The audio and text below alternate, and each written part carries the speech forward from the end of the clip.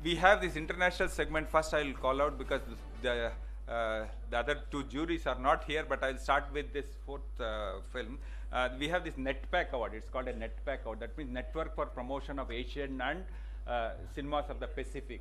Therefore, we have this jury for a long time now. This recognizes one Kannada film which gets actually the recognition in outside countries also when we get this award.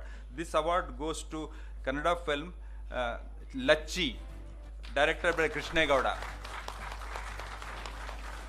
Where is Krishna Gowda?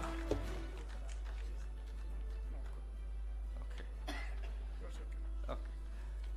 The third best Kannada film with a prize money of 2 lakh rupees goes to the Tulu film, Daskar.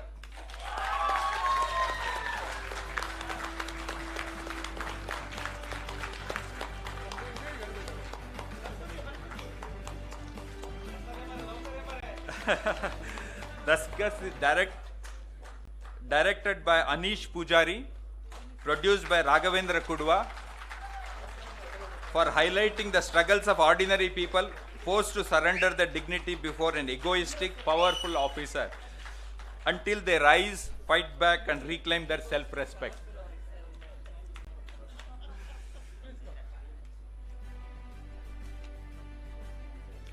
All the awards prize money and awards are given to both the producer and director. Prize money is shared by them and 2 awards are given to them.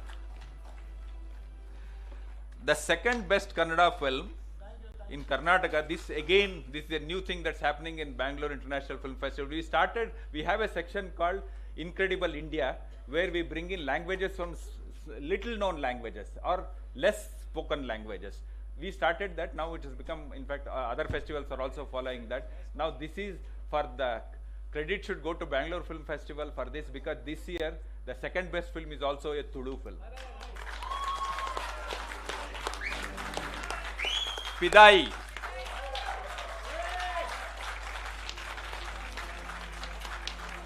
Directed by Santosh Mada, produced by Suresh K. For tackling untouchability linked to administration, the film's rich visuals and powerful message inspire awareness and social change.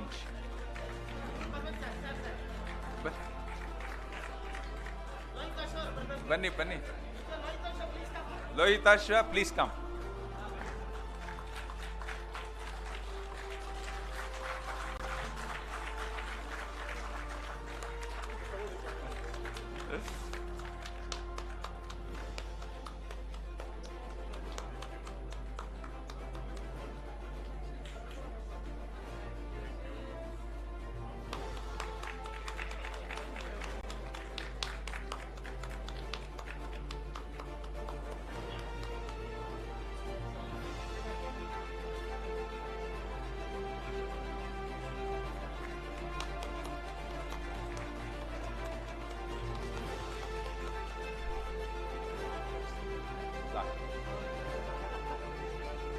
The best Kannada film this year for the Bangalore International Film Festival.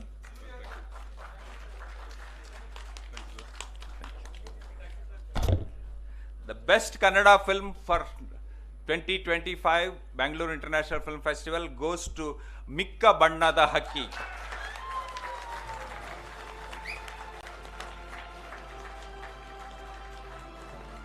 Director Manohara K. Production Prithvi Gopal Konanur.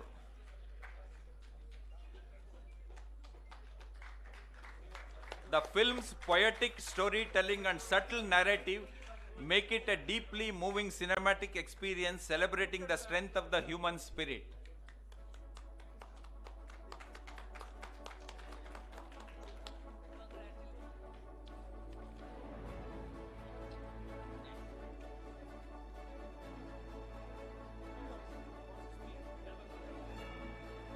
Another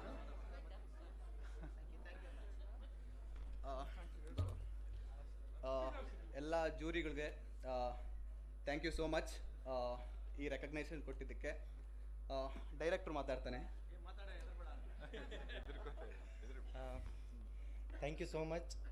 ಇದೊಂದು ದೊಡ್ಡ recognition ನನಗೆ, ಯಾಕೆಂತಂದರೆ ನನ್ನ ಊರಿದು Bengaluru international film ಫೆಸ್ಟಿವಲಲ್ಲಿ ಈ best Kannada film award ಬಂದರೆ ತುಂಬ ಖುಷಿ ಆಗ್ತಿದೆ. ಯಾಕಂದರೆ ಸುಮಾರಷ್ಟು ಕಡೆ ನಾನು ಅಂದರೆ Shanghai international film festival attend ಆಗಿದ್ದೆ, ಮತ್ತು ಇಂಡಿಯನ್ ಇಂಟರ್ನ್ಯಾಷನಲ್ ಫಿಲ್ಮ್ ಫೆಸ್ಟಿವಲ್ ಗೋವಾದಲ್ಲ ಅಟೆಂಡ್ ಆಗಿದ್ದೆ. ನನ್ನ ಸಿನಿಮಾ ಅಲ್ಲೆಲ್ಲ ಸೆಲೆಕ್ಟ್ ಆಗಿತ್ತು. ಸೊ ಅಲ್ಲೆಲ್ಲ ಒಂದಷ್ಟು ಅಂದರೆ ಪ್ರಶಸ್ತಿಗಳು ಬಂದರೂ ನನಗೆ ಅಷ್ಟೊಂದು ಖುಷಿ ಆಗೋದು, ಬಟ್ ಆದರೆ ಇಲ್ಲಿ ಬಂದಷ್ಟು ಖುಷಿ ಆಗ್ತಾಯಿಲ್ಲ. Thank you so much. Getting an award in his hometown has given him greater pleasure. That's what he wanted to say to you. He has, this film has won recognition across the globe. It has gone in various international film festivals. And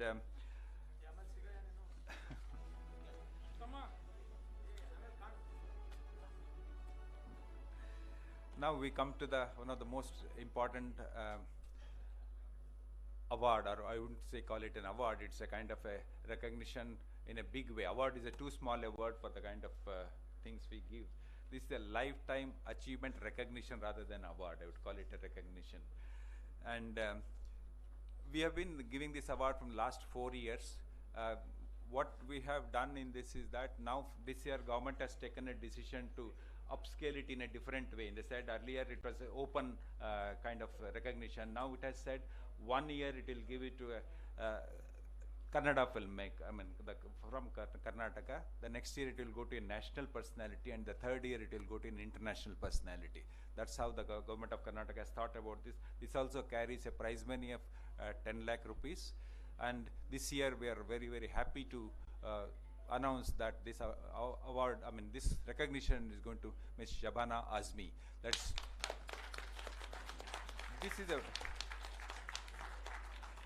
This is more significant in the fact that we didn't think that when we were discussing that it will fall on a International Women's Day. Definitely, it is just a coincidence that it has happened, and we are happy, very happy. We are very happy about this.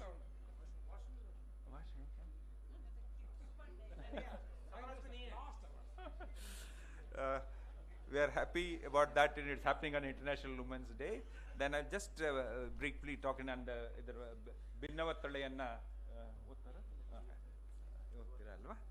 ನಾನು ಇಂಗ್ಲೀಷಲ್ಲಿ ಒಂದೆರಡು ಮಾತು ಹೇಳ್ಬೇಕು, ಕನ್ನಡದಲ್ಲಿ ಇದೆಯಾ? Okay. ಭಿನ್ನ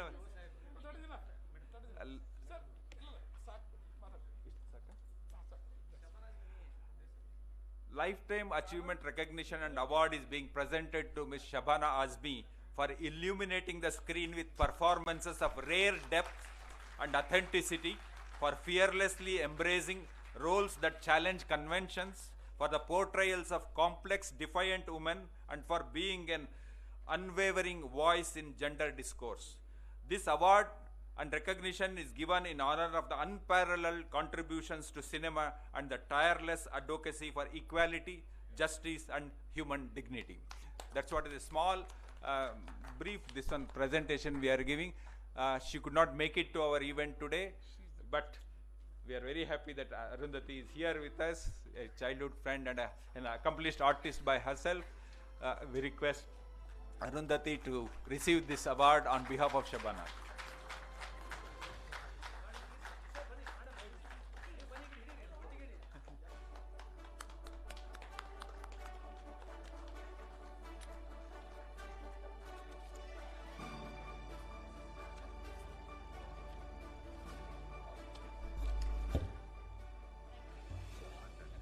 I request Arundhati Madam to have 2 words about your friend.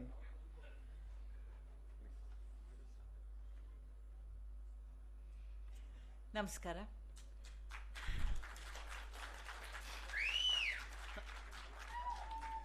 Very good evening to all of you. I would like to thank the Film Festival jury and everybody on behalf of Shabana, a great actress who has brought great pride to the country on many fronts, not just cinema, as we just heard, in the field of equality. She has fought for the downtrodden. She has always spoken the truth truth to power. And that is so important, that not only does cinema have to speak truth to power, we human beings also have to speak up. Shabana has been a role model for me from my childhood. And yesterday she called me up and said, I am caught up in Delhi and I want you to go and take this award on my behalf. No way I would say no to her. So I'm grateful to her for being who she is, a woman of substance. Thank you so much.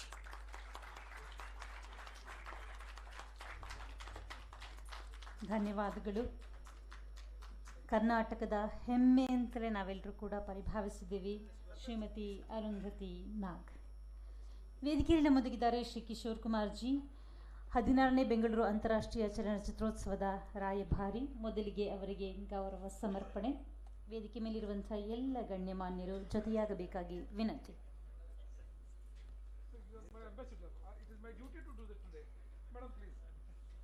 ಬರಮಾಡಿಕೊಳ್ಳೋಣ ವೇದಿಕೆ ಮುಂಭಾಗಕ್ಕೆ Shri Kishore Kumar G.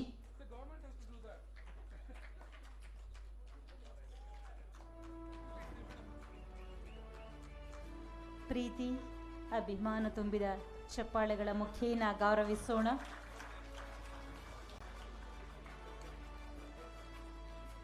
Brand ambassador of 16th Bengaluru international film festival Shri Kishore Kumar G.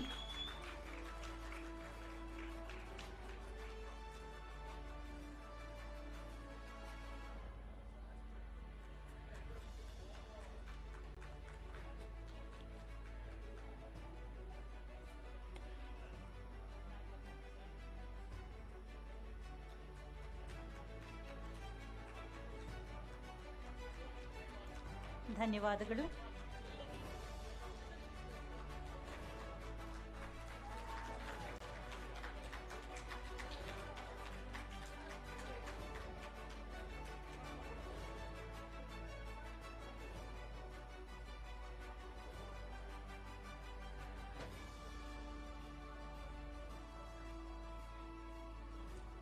I kindly request Shri Kishore Kumar to share his thoughts. Please welcome with a big round of applause Shri Kishore Kumar ji.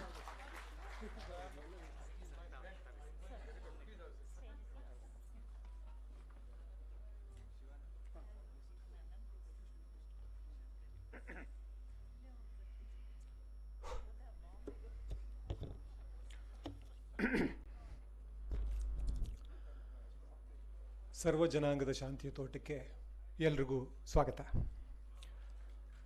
Welcome you all. I welcome you all to the Garden of Peace for all. ಜೊತೆಗೆ ವಿಶ್ವ ಮಹಿಳಾ ದಿನಾಚರಣೆಯ ಹಾರ್ದಿಕ ಶುಭಾಶಯಗಳು. ಇವತ್ತಿಗೆ ನಮ್ಮ 16ನೇ ಚಲನಚಿತ್ರೋತ್ಸವ ಇತಿಹಾಸಕ್ಕೆ ಸೇರ್ಪಡೆಯಾಗಿದೆ. ನಮಗೆಲ್ಲರಿಗೂ ಇತಿಹಾಸದ ಬಗ್ಗೆ ತುಂಬ ಹೆಮ್ಮೆ. That too in times when history has been weaponized and we tend to spend more time in history than present. ಇತಿಹಾಸದ ಬಗ್ಗೆ ಮಾತಾಡೋದು ಸ್ವಲ್ಪ ಮುಖ್ಯ ಅನ್ನಿಸ್ತು, ಅದಕ್ಕೋಸ್ಕರ ಒಂದು ಸ್ವಲ್ಪ ಇತಿಹಾಸದ ಬಗ್ಗೆ ಮಾತಾಡ್ತಾ ಇದ್ದೀನಿ.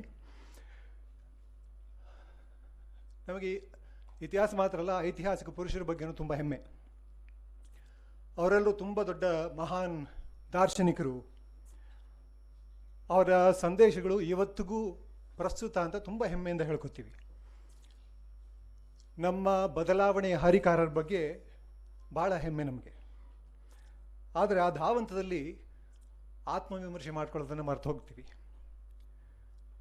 100-200 ವರ್ಷಗಳ ಹಿಂದಿನ ದಾರ್ಶನಿಕರು, ಐತಿಹಾಸಿಕ ಪುರುಷರೆಲ್ಲ ಇವತ್ತಿಗೂ ಪ್ರಸ್ತುತ ಅಂದರೆ ನಾವಿನ್ನೂ ಬದಲಾಗದೆ ಉಳ್ಕೊಂಡಿದ್ದೀವಿ ಅಂತ ತಾನೇ ಅರ್ಥ. ಆವತ್ತಿನ ವಿಷಯಗಳು ಇವತ್ತಿಗೂ ಪ್ರಸ್ತುತ ಅಂತಂದರೆ ನಾವು ಇನ್ನೂ ಹಾಗೆ ಇದ್ದೀವಿ. Those who don't learn from the history are condemned to repeat it ಅಂತ ಹೇಳ್ತಾರೆ. ನಾನು ಮೊನ್ನೆ ಕೆಲವು ದಿನಗಳ ಹಿಂದೆ ಸ್ನೇಹಿತರೊಬ್ಬರು ಕುವೆಂಪುರವರ ನಿರಂಕುಶಮತಿಗಳಾಗಿ ಆಡಿಯೋ ಬುಕ್ ಮಾಡಿದರು. ಅದನ್ನು ಕೇಳು ಹಾಗಿದೆ ಅಂತ ಕಳಿಸಿದ್ರು. ಅದನ್ನು ಕೇಳ್ತಾ ಇದ್ದಾಗ ಅನಿಸ್ತು, 50 ವರ್ಷಗಳ ಹಿಂದೆ 74ನಲ್ಲಿ ಅವರ ಎಸೇಸ್, ನಾನು ಹುಟ್ಟಿದ ವರ್ಷ, ಆವತ್ತು ಹೇಳಿದ ಮಾತುಗಳು ಇವತ್ತಿಗೂ ಪ್ರಸ್ತುತ ಅನ್ನಿಸ್ತು. ಹಾಗೆ ತುಂಬ ಹೆಮ್ಮೆ ಆಯಿತು ಕುವೆಂಪು ಅವರವ್ರ ಬಗ್ಗೆ. ಇವತ್ತಿಗೂ ಕುವೆಂಪು ಪ್ರಸ್ತುತ ಅಂತ ಹೆಮ್ಮೆ ಅಂತ ನಾನು ಹೇಳ್ಕೊಬೋದು ಅಂತ. ಆದರೆ ಅಷ್ಟೇ ದುಃಖ ಕೂಡ ಆಯಿತು, ನಾವಿನ್ನೂ ಬದಲಾಗಿಲ್ಲ. ಕುವೆಂಪುರವರು ಹೇಳಿದ್ರು ನಾವು ಬದಲಾಗಿಲ್ಲ, ಇನ್ನೂ ಆಗಿದ್ವಿ, ಇವತ್ತಿಗೂ ಪ್ರಸ್ತುತ ಆಗಿದ್ದಾರೆ ಅವರು ಅಂತ.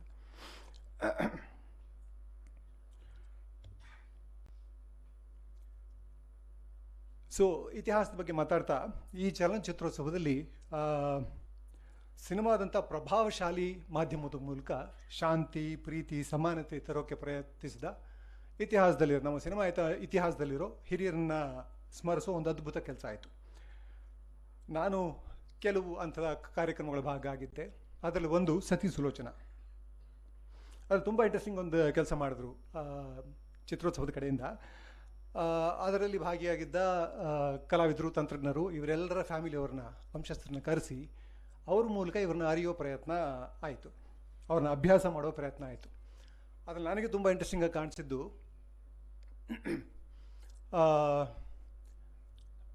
ಅದರ ಲೇಖಕ ಬೆಳ್ಳಾವಿ ನರಹರಿ ಶಾಸ್ತ್ರಿ ಅವರ ಮೊಮ್ಮಗ ಬಂದು ಮಾತಾಡಿದ್ರು. ಅವ್ರು ಮಾತಾಡಿದ ತುಂಬ ಇಂಟ್ರೆಸ್ಟಿಂಗ್ ಆದ ಕೆಲವು ವಿಷಯಗಳನ್ನ ಹೇಳಿದರು ಅವ್ರ ಬಗ್ಗೆ. ಯಾಕಂದರೆ ಅದು ಅವರ ಒಬ್ಬ ಮೊಮ್ಮಗನ ಪರ್ಸ್ಪೆಕ್ಟಿವ್. ಅವ್ರು ಹೇಗಿದ್ದರು, ನರಹರಿ ಶಾಸ್ತ್ರಿ ಅವರು ಹೇಗಿದ್ದರು ಅಂತ ಅವ್ರು ಹೇಳಿದ್ರು. ತುಂಬ ಸಂಪ್ರದಾಯಸ್ಥರು, ಶಿಖೆ ಎಲ್ರಿಗೂ ಕಡ್ಡಾಯ, ಮೊಮ್ಮಕ್ಕಳಿಗೂ ಸಹ ಕಡ್ಡಾಯ, ಅವರು ಕಡ್ಡಾಯವಾಗಿ ಶಿಖೆ ಇಟ್ಕೊತಾ ಇದ್ರು, ಕಚ್ಚೆ ಧರಿಸ್ತಾ ಇದ್ರು, ಬೆಳಗ್ಗೆ ಪೂಜೆ ಪುನಸ್ಕಾರ ಮಾಡ್ತಾಯಿದ್ರು, ಸಂಧ್ಯಾ ವಂದನೆ ಮಾಡ್ತಾಯಿದ್ರು, ಇವೆಲ್ಲ ಕಡ್ಡಾಯ ಅಂತ.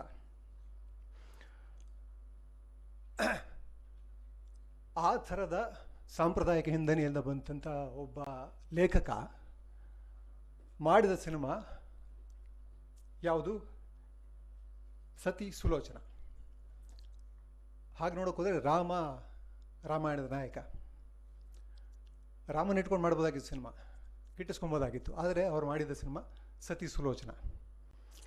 ಅಷ್ಟೊಂದು ಸಾಂಪ್ರದಾಯಿಕ ಹಿನ್ನೆಲೆಯಿಂದ ಬಂದು ಕೂಡ ಅದನ್ನು ಮೀರೋ ಒಂದು ಪ್ರಯತ್ನ ಇತ್ತಲ್ಲ, ಅದು ನನಗೆ ತೀರಾ ಅದ್ಭುತ ಅನ್ನಿಸ್ತು. ಅದು ಸತಿ ಸುಲೋಚನ ಮೂಲಕ ಯುದ್ಧದ ಬಗ್ಗೆ ಮಾತಾಡಿದ್ರು, ಶಾಂತಿಯ ಬಗ್ಗೆ ಮಾತಾಡಿದ್ರು, ಯುದ್ಧದ ವಿರುದ್ಧದ ಒಂದು ದನಿ ಒಂದು ಹೆಣ್ಣಿನ ಮೂಲಕ ಎತ್ತಿದ್ರು. ಒಂದು ಹೆಣ್ಣಿಗೆ ಶಿಕ್ಷಣ ಸಿಕ್ಕಿದ್ರೆ ಇಡೀ ತಲೆಮಾರಿಗೆ ಶಿಕ್ಷಣ ಸಿಕ್ಕ ಹಾಗೆ ಅಂತ ಹೇಳ್ತಾರೆ. ಅವಳ ಮಕ್ಕಳನ್ನು ಎಜುಕೇಟ್ ಮಾಡ್ತಾಳೆ, ಆ ಮಕ್ಕಳೇ ಮುಂದಿನ ಪ್ರಜೆಗಳು. ಸೊ ಈ ಥರದ ಸಾಂಪ್ರದಾಯಿಕ ಹಿನ್ನೆಲೆಯಿಂದ ಬಂದಂಥ ಒಬ್ಬ ಲೇಖಕ ಇಷ್ಟು ದೊಡ್ಡ ಕೊಡುಗೆ ನೀಡಿದ್ದು, ಅದು ನಮ್ಮ ಇತಿಹಾಸ. ನನ್ನ ಮಟ್ಟಿಗೆ ಒಬ್ಬ ಒಳ್ಳೆಯ ಲೇಖಕ ತನ್ನ ಇತಿಮಿತಿಗಳನ್ನು, ತನ್ನ ನೆಲೆಗಟ್ಟಿನ ಇತಿಮಿತಿಗಳನ್ನು, ಅಂದಿನ ಸಮಾಜದ ಇತಿಮಿತಿಗಳನ್ನು, ಅಂದಿನ ಸಮಾಜದ ಸತ್ಯವನ್ನು ಇಂಚಿಂಚಾಗಿ ತಳ್ತಾ ವಿಸ್ತರಿಸಬೇಕು ಅಂತ ಅಂಥ ಕೆಲಸ ಅವರಿಂದಾಗಿತ್ತು. ಜೊತೆಗೆ ಇನ್ನೊಂದು ಇಂಟ್ರೆಸ್ಟಿಂಗ್ ವಿಷಯ ಆ ಸಮಾರಂಭದಲ್ಲಾಯಿತು. ಸುಬೈನಾಡು ಅವರ ಮೊಮ್ಮಗ ಸೃಜನ್ ಲೋಕೇಶ್ ಹೇಳಿದ್ರು, ಇವ್ರನ್ನೆಲ್ಲ ನೆನಪಿಸ್ಕೊಳ್ಳೋದಕ್ಕೆ ನಾವು ಏನು ಮಾಡ್ತಾಯಿದ್ದೀವಿ, ಅವ್ರನ್ನೆಲ್ಲ ಮರ್ತೇ ಬಿಡ್ತಾ ಇದ್ದೀವಿ, ನಮ್ಮ ಇತಿಹಾಸ ನಾವು ಜ್ಞಾಪಕ ಇಟ್ಕೋಬೇಕು. ನಿಜ, ಈ ಥರದ ದೊಡ್ಡ ದೊಡ್ಡ ಮನುಷ್ಯರ ಅಷ್ಟೊಂದು ಕೊಡುಗೆ ಕೊಟ್ಟಂಥವ್ರು ಎಲ್ಲರನ್ನೂ ನಾವು ಸ್ಮರಿಸ್ತಾನೇ ಇರಬೇಕು. ಅದಕ್ಕೆ ಅವ್ರು ಸ್ಮಾರಕ ಆಗಬೇಕು ಅಂತ ಹೇಳಿದ್ರು, ರಸ್ತೆಗಳಿಗೆ ಹೆಸರಿಡಬೇಕು ಅಂತ ಹೇಳಿದ್ರು. ಅದು 100ಕ್ಕೆ 100 ಒಪ್ಪುವಂಥ ಮಾತು. ಆದರೆ ಹೆಸರಾದ ನಂತರ ಏನು ಮಾಡಬೇಕು ಅಂತ ನನಗಷ್ಟು. ಬರೀ 100 ಹೆಸರಲ್ಲಿ ಅದು ಒಂದು ಹೆಸರಾಗಿ ಬರೀ ಹೆಸರಾಗಿ ಉಳ್ಕೊಬೇಕಕ್ಕೆ. ಸುಮಾರು ಹೆಸರುಗಳಿಗೆ ನಾವು ಯಾರಿವರು ಅಂತಲೂ ತಿಳ್ಕೊಳಕ್ಕೆ ಹೋಗಲ್ಲ. ರಸ್ತೆ ಹೆಸರು ಹೇಳ್ತಾ ಇರ್ತೀವಿ, ಸ್ಮಾರಕದ ಹೆಸರು ಹೇಳ್ತಾ ಇರ್ತೀವಿ, ಅಲ್ಲಿಗೆ ಬಿಟ್ಬಿಡ್ತಾ ಇರ್ತೀವಿ. ಮುಂದೇನಾಗಬೇಕು ಅನ್ನೋ ಪ್ರಶ್ನೆ ನನ್ನ ಕಾಡೋಕ್ಕೆ ಶುರು ಮಾಡ್ತು. ಆಗ ಬಸವಣ್ಣ ಜ್ಞಾಪಕ ಬಂದರು ನನಗೆ. ಸ್ಥಾವರ ಕಳಿವುಂಟು ಜಂಗಮ ಕಳಿವಿಲ್ಲ ಅಂತ ಹೇಳ್ತಾನೆ. ಇವೆಲ್ಲ ಸ್ಥಾವರಗಳಾಗಿ ಹೋಗ್ತವೆ. ಆ್ಯಕ್ಚುಲಾಗಿ ಇವರೆಲ್ಲರೂ ಜಂಗಮ ಆಗಬೇಕು ಅಂತ ನನ್ನ ಆಸೆ. ಪುಸ್ತಕ ಆಗಬೇಕು, ಲೈಬ್ರರಿ ಆಗಬೇಕು, ಡಿಜಿಟಲ್ ಲೈಬ್ರರಿ ಆಗಬೇಕು, ಪಠ್ಯ ಆಗಬೇಕು, ಜಂಗಮ ಆಗಬೇಕು. ಜಂಗಮ ಒಂದು ತಲೆಮಾರಿಂದ ಇನ್ನೊಂದು ತಲೆಮಾರಿಗೆ ಹರಿತಾ ಹೋಗಬೇಕು ಅಂತ. ಇದ್ರ ಬಗ್ಗೆ ನಾವೆಲ್ಲರೂ ಗಮನ ಹರಿಸಬೇಕು ಅಂತ ನನಗನ್ಸುತ್ತೆ. ಸ್ತ್ರೀ ಸಮಾನತೆಯ ಬಗ್ಗೆ ಇದೊಂದು ಉದಾಹರಣೆ ನನಗೆ ಇಲ್ಲಿ ಕಂಡಿದ್ದಾದರೆ ನಮ್ಮ ಇತಿಹಾಸದಲ್ಲಿ ಹೇಳ್ತಾ ಇದ್ದೀನಿ. ಯಾಕಂದರೆ ಇವತ್ತಿನ ಪರಿಸ್ಥಿತಿಯಲ್ಲಿ ಇತಿಹಾಸ ಏನು ಅಂತ ನಾವು ಗುರುತಿಸಿ ಅಧಿಕಾರದಲ್ಲಿರೋರಿಗೆ ಹೇಳ್ಕೊಡ್ಬೇಕಾಗಿದೆ.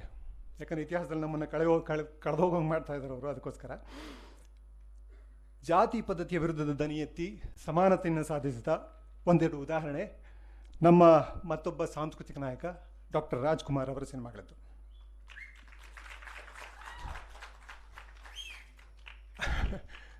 ತಮಾಷೆ ಏನಂದರೆ, ರಾಜ್ಕುಮಾರ್ ಅವರ ಹೆಸರನ್ನ ಚಪ್ಪಾಳೆಗೆ ಇಟ್ಸೋದಕ್ಕೆ ಉಪಯೋಗಿಸಿ ನಾವು ಅಲ್ಲಿಗೆ ಅವ್ರನ್ನ ಮುಗಿಸ್ಬಿಡ್ತಾ ಇದ್ದೀವಿ. ಅದಕ್ಕಿಂತ ಆಚೆ ನೋಡೋಣ. ಮೊದಲನೇ ಉದಾಹರಣೆ ಬೇಡರ ಕಣ್ಣಪ್ಪ ದೇವರಿಗೆ ತನ್ನ ಆಹಾರವಾದ ಮಾಂಸವನ್ನು ಕೊಟ್ಟವನು. ದೇವಸ್ಥಾನದಲ್ಲಿ ಮಾಂಸನ ಅಂತ ಇವತ್ತಿಗೂ ಬೇರಿಸ್ತಾ ಇದ್ವಿ ನಾವು. ಅಂದಿನ ದಿನಗಳಲ್ಲೇ ದೇವರಿಗೆ ಮಾಂಸವನ್ನು ಅರ್ಪಿಸಿದವನು ಅವನು. ಬಹುಜನರ ಆಹಾರವನ್ನು ಬಹುಜನರೇ ಹೊಲಸುವಂತ ಒಪ್ಕೊಂಡು ತಮ್ಮನ್ನು ತಾವು ಹೊಲಸು ತಿನ್ನೋರು ಅಂತ ಸ್ವಘೋಷಿತ ಕೀಳರಿಮೆಯನ್ನು ತಂದುಕೊಳ್ಳೋ ಹಾಗೆ ಮಾಡಲಾಗಿತ್ತು, ಅದನ್ನು ಸಹಜಗೊಳಿಸಲಾಗಿತ್ತು. ಈ ಕಣ್ಣಪ್ಪ ಭಕ್ತಿಯನ್ನು ಹೇಳ್ತಾನೆ ಧರ್ಮದ ಸರಿ ತಪ್ಪುಗಳನ್ನು ಹೊರಗೆ ಹಚ್ಚಿ, ಕಟ್ಟ ಸಂಪ್ರದಾಯಸ್ಥರು ಸ್ವಇಚ್ಛೆಯಿಂದ ಹೌದು ಇವನು ಸರಿ ಅನ್ನೋ ಥರ ಸಮಾನತೆಗೆ ಮುಖ ಮಾಡೋದಕ್ಕೆ ದೂಡಿದ ನಾಯಕ ನಮ್ಮ ಕಣ್ಣಪ್ಪ.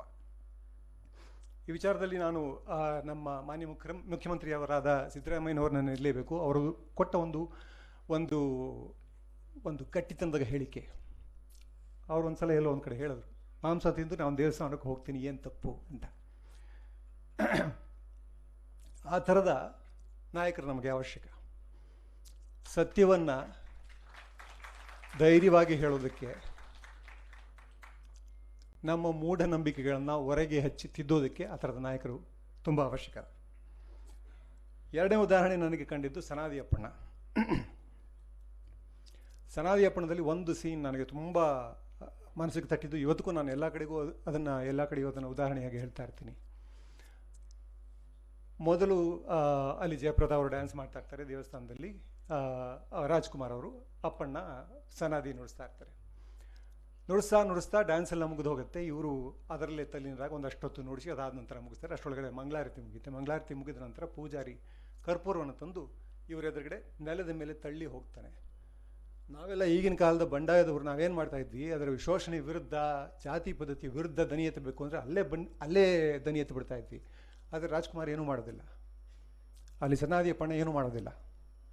ಭಕ್ತಿಯಿಂದ ಆ ಕರ್ಪೂರಕ್ಕೆ ನಮಸ್ಕಾರ ಮಾಡಿ ಕಣ್ಣು ಕೂತ್ಕೊಂಡು ಎದ್ದೋಗ್ಬಿಡ್ತಾನೆ. ಆದರೆ ನೋಡೋರಿಗೆ ಮೈಯೆಲ್ಲ ಉರಿಯುತ್ತೆ. ಅದು ಅವರ ಅರಿವು, ಸಿನಿಮಾದ ಅರಿವು, ರಾಜ್ಕುಮಾರ್ ಅವರ, ವರದಣ್ಣ ಅವರ ಸಿನಿಮಾದ ಅರಿವು ಅಂತ ನನಗನ್ಸುತ್ತೆ. ಇದರಲ್ಲಿ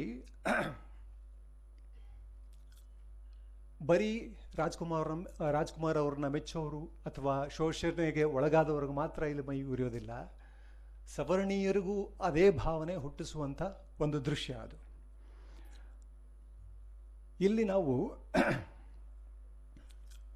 ಅವರ ಇನ್ಕ್ಲೂಸಿವಿಟಿಯನ್ನು ನಾವು ನೋಡಬೇಕಾಗತ್ತೆ. ಸವರ್ಣೀಯರು ಎಲ್ಲರೂ ಶೋಷಕರಲ್ಲ, ಅವರನ್ನು ಒಳಗೊಳ್ಳುವ ಒಂದು ಪ್ರಕ್ರಿಯೆ ಇದೆಯಲ್ಲ, ಅದು ಈ ಸಿನಿಮಾಗಳನ್ನು ನಾವು ಕಾಣ್ಬೋದು. ಇನ್ನೊಂದು ಉದಾಹರಣೆ ನಾನು ನಿಮ್ಗೆ ಯಾರಿಗೂ ಹೇಳೋದೇ ಬೇಕಾಗಿಲ್ಲ. ಸತ್ಯ ಹರಿಶ್ಚಂದ್ರದ ಸಮಾನತೆಯ ಹಾಡು. ಕುಲದಲ್ಲಿ ಕೀಳು ಯಾವುದೋ ಹುಚ್ಚಪ್ಪ, ಮತದಲ್ಲಿ ಮೇಲೆ ಯಾವುದು.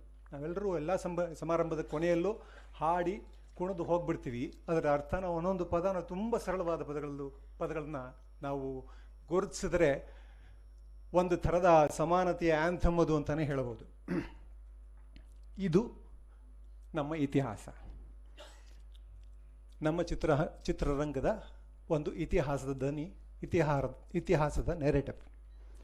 ಇಲ್ಲಿ ಯಾರ ವಿರುದ್ಧನೂ ಹೋರಾಟ ಇಲ್ಲ. ಇದು ಎಲ್ಲರನ್ನೂ ಒಳಗೊಳ್ಳುವ ಒಂದು ಪ್ರಕ್ರಿಯೆ, ಸರ್ವ ಜನಾಂಗದ ಶಾಂತಿಯ ತೋಟವನ್ನಾಗಿಸೋ ಪ್ರಕ್ರಿಯೆ. ಪುರಾಣವನ್ನು ಪುರಾಣವಾಗಿ, ಇತಿಹಾಸವನ್ನು ಇತಿಹಾಸವಾಗಿ ನೋಡ್ತಾನೆ.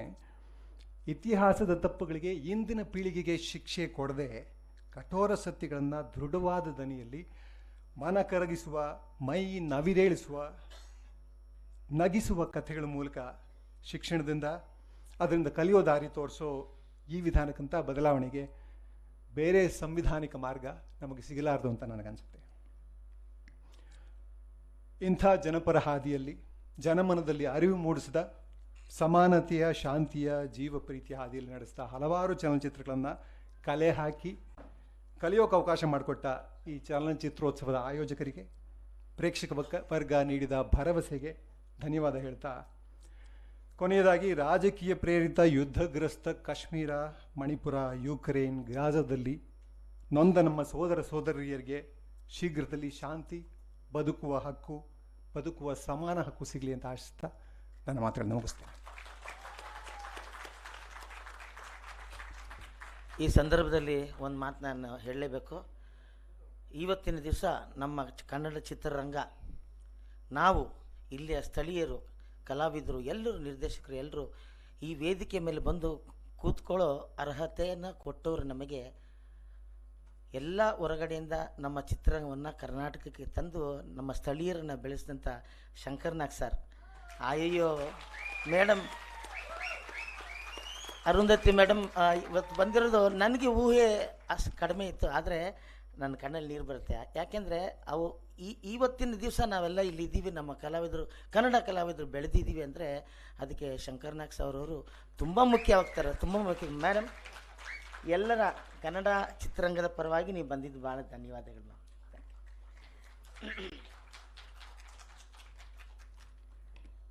ಮಹಿಳಾ ದಿನಾಚರಣೆಯ ಈ ಹೊತ್ತಿನಲ್ಲಿ ಕನ್ನಡ ಚಿತ್ರರಂಗಕ್ಕಾಗಿ ದುಡಿದಂತಹ ತಮ್ಮ ಪ್ರತಿಭೆಯನ್ನು ಕೊಟ್ಟು ಮನೆಮಾತಾಗಿರುವಂಥ ಎಲ್ಲ ನಟಿಯರನ್ನು ನಾವು ಒಂದು ಸಲ ಸ್ಮರಣೆ ಮಾಡಿಕೊಳ್ಬೇಕು. ಅದು ಆರತಿಯವರಿರ್ಬೋದು, ಜಯಂತಿಯವರಿರ್ಬೋದು, ಕಲ್ಪನಾ ಅವರಿರ್ಬೋದು, ಬಿ ಸರೋಜಾದೇವಿಯವರಿರ್ಬೋದು, ಇತ್ತೀಚಿನ ನಟಿಯರಿರಬಹುದು, ಹಾಗೆ ನಿರ್ದೇಶಕರಿರ್ಬೋದು, ಎಲ್ಲರಿಗೂ ಕೂಡ ಮತ್ತಷ್ಟು ಅವಕಾಶಗಳು ಸಿಗಲಿ. ಹಿಂದೆ ಸಾಧಿಸಿದಂತಹ ಆ ಎಲ್ಲ ನಟಿಯರಿಗೆ ನಮ್ಮ ಪ್ರೀತಿಯ ಚಪ್ಪಾಳೆಯನ್ನು ನಾವು ಸಲ್ಲಿಸಲೇಬೇಕು. ನಿರ್ದೇಶಕರಿಗೆ, ಬರಹಗಾರ್ತಿಯರಿಗೆ, ಪ್ರತಿಯೋರ್ವರಿಗೂ ಕೂಡ ನಾವು ಅಭಿಮಾನಪೂರ್ವಕವಾಗಿ ಮತ್ತೊಂದು ಸುತ್ತಿನ ಚಪ್ಪಾಳೆಯನ್ನು ಸಲ್ಲಿಸೋಣ. Fire brand of Karnataka, Honorable Labour Minister, Government of Karnataka. Let us welcome with a big round of applause, Santosh S. Lord.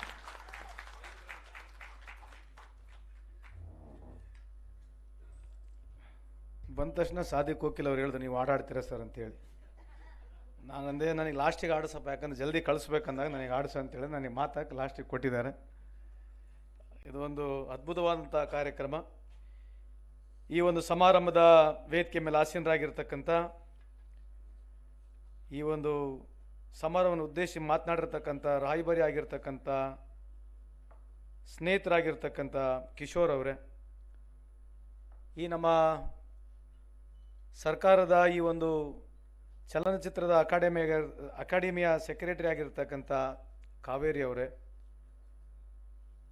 Hemant Nimbalkar ಅವರವರೇ, Vidyashankar ಅವರೇ, ಈ ಒಂದು ಅಕಾಡೆಮಿಯ ಅಧ್ಯಕ್ಷರು, ಸ್ನೇಹಿತರಾಗಿರ್ತಕ್ಕಂಥ ಅಣ್ಣನ ಸಮಾನ ಆಗಿರ್ತಕ್ಕಂಥ ಸಾಧು ಕೋಕಿಲ್ರವರವರೇ, ಎಲ್ಲರಿಗಿಂತ ಹೆಚ್ಚಾಗಿ ಈ ಒಂದು ಸಮಾರಂಭದಲ್ಲಿ ಶಬಾನಾ ಆಜ್ಮಿ ಅವರ ಪರವಾಗಿ ಇಲ್ಲೂ ಅವರಿಗೆ ಈ ಒಂದು ನಮ್ಮ ಬ್ಯಾಂಗ್ಳೂರು ಇಂಟರ್ನ್ಯಾಷನಲ್ ಫಿಲ್ಮ್ ಫೆಸ್ಟಿವಲ್ ಅವ್ರಿಗೇನು ನಾವು ಸನ್ಮಾನವನ್ನು ಮಾಡಬೇಕಂತಿದ್ವಿ, ಲೈಫ್ ಟೈಮ್ ಅಚೀವ್ಮೆಂಟ್ ಅವಾರ್ಡನ್ನು ಕೊಡಬೇಕಂತಿದ್ವಿ.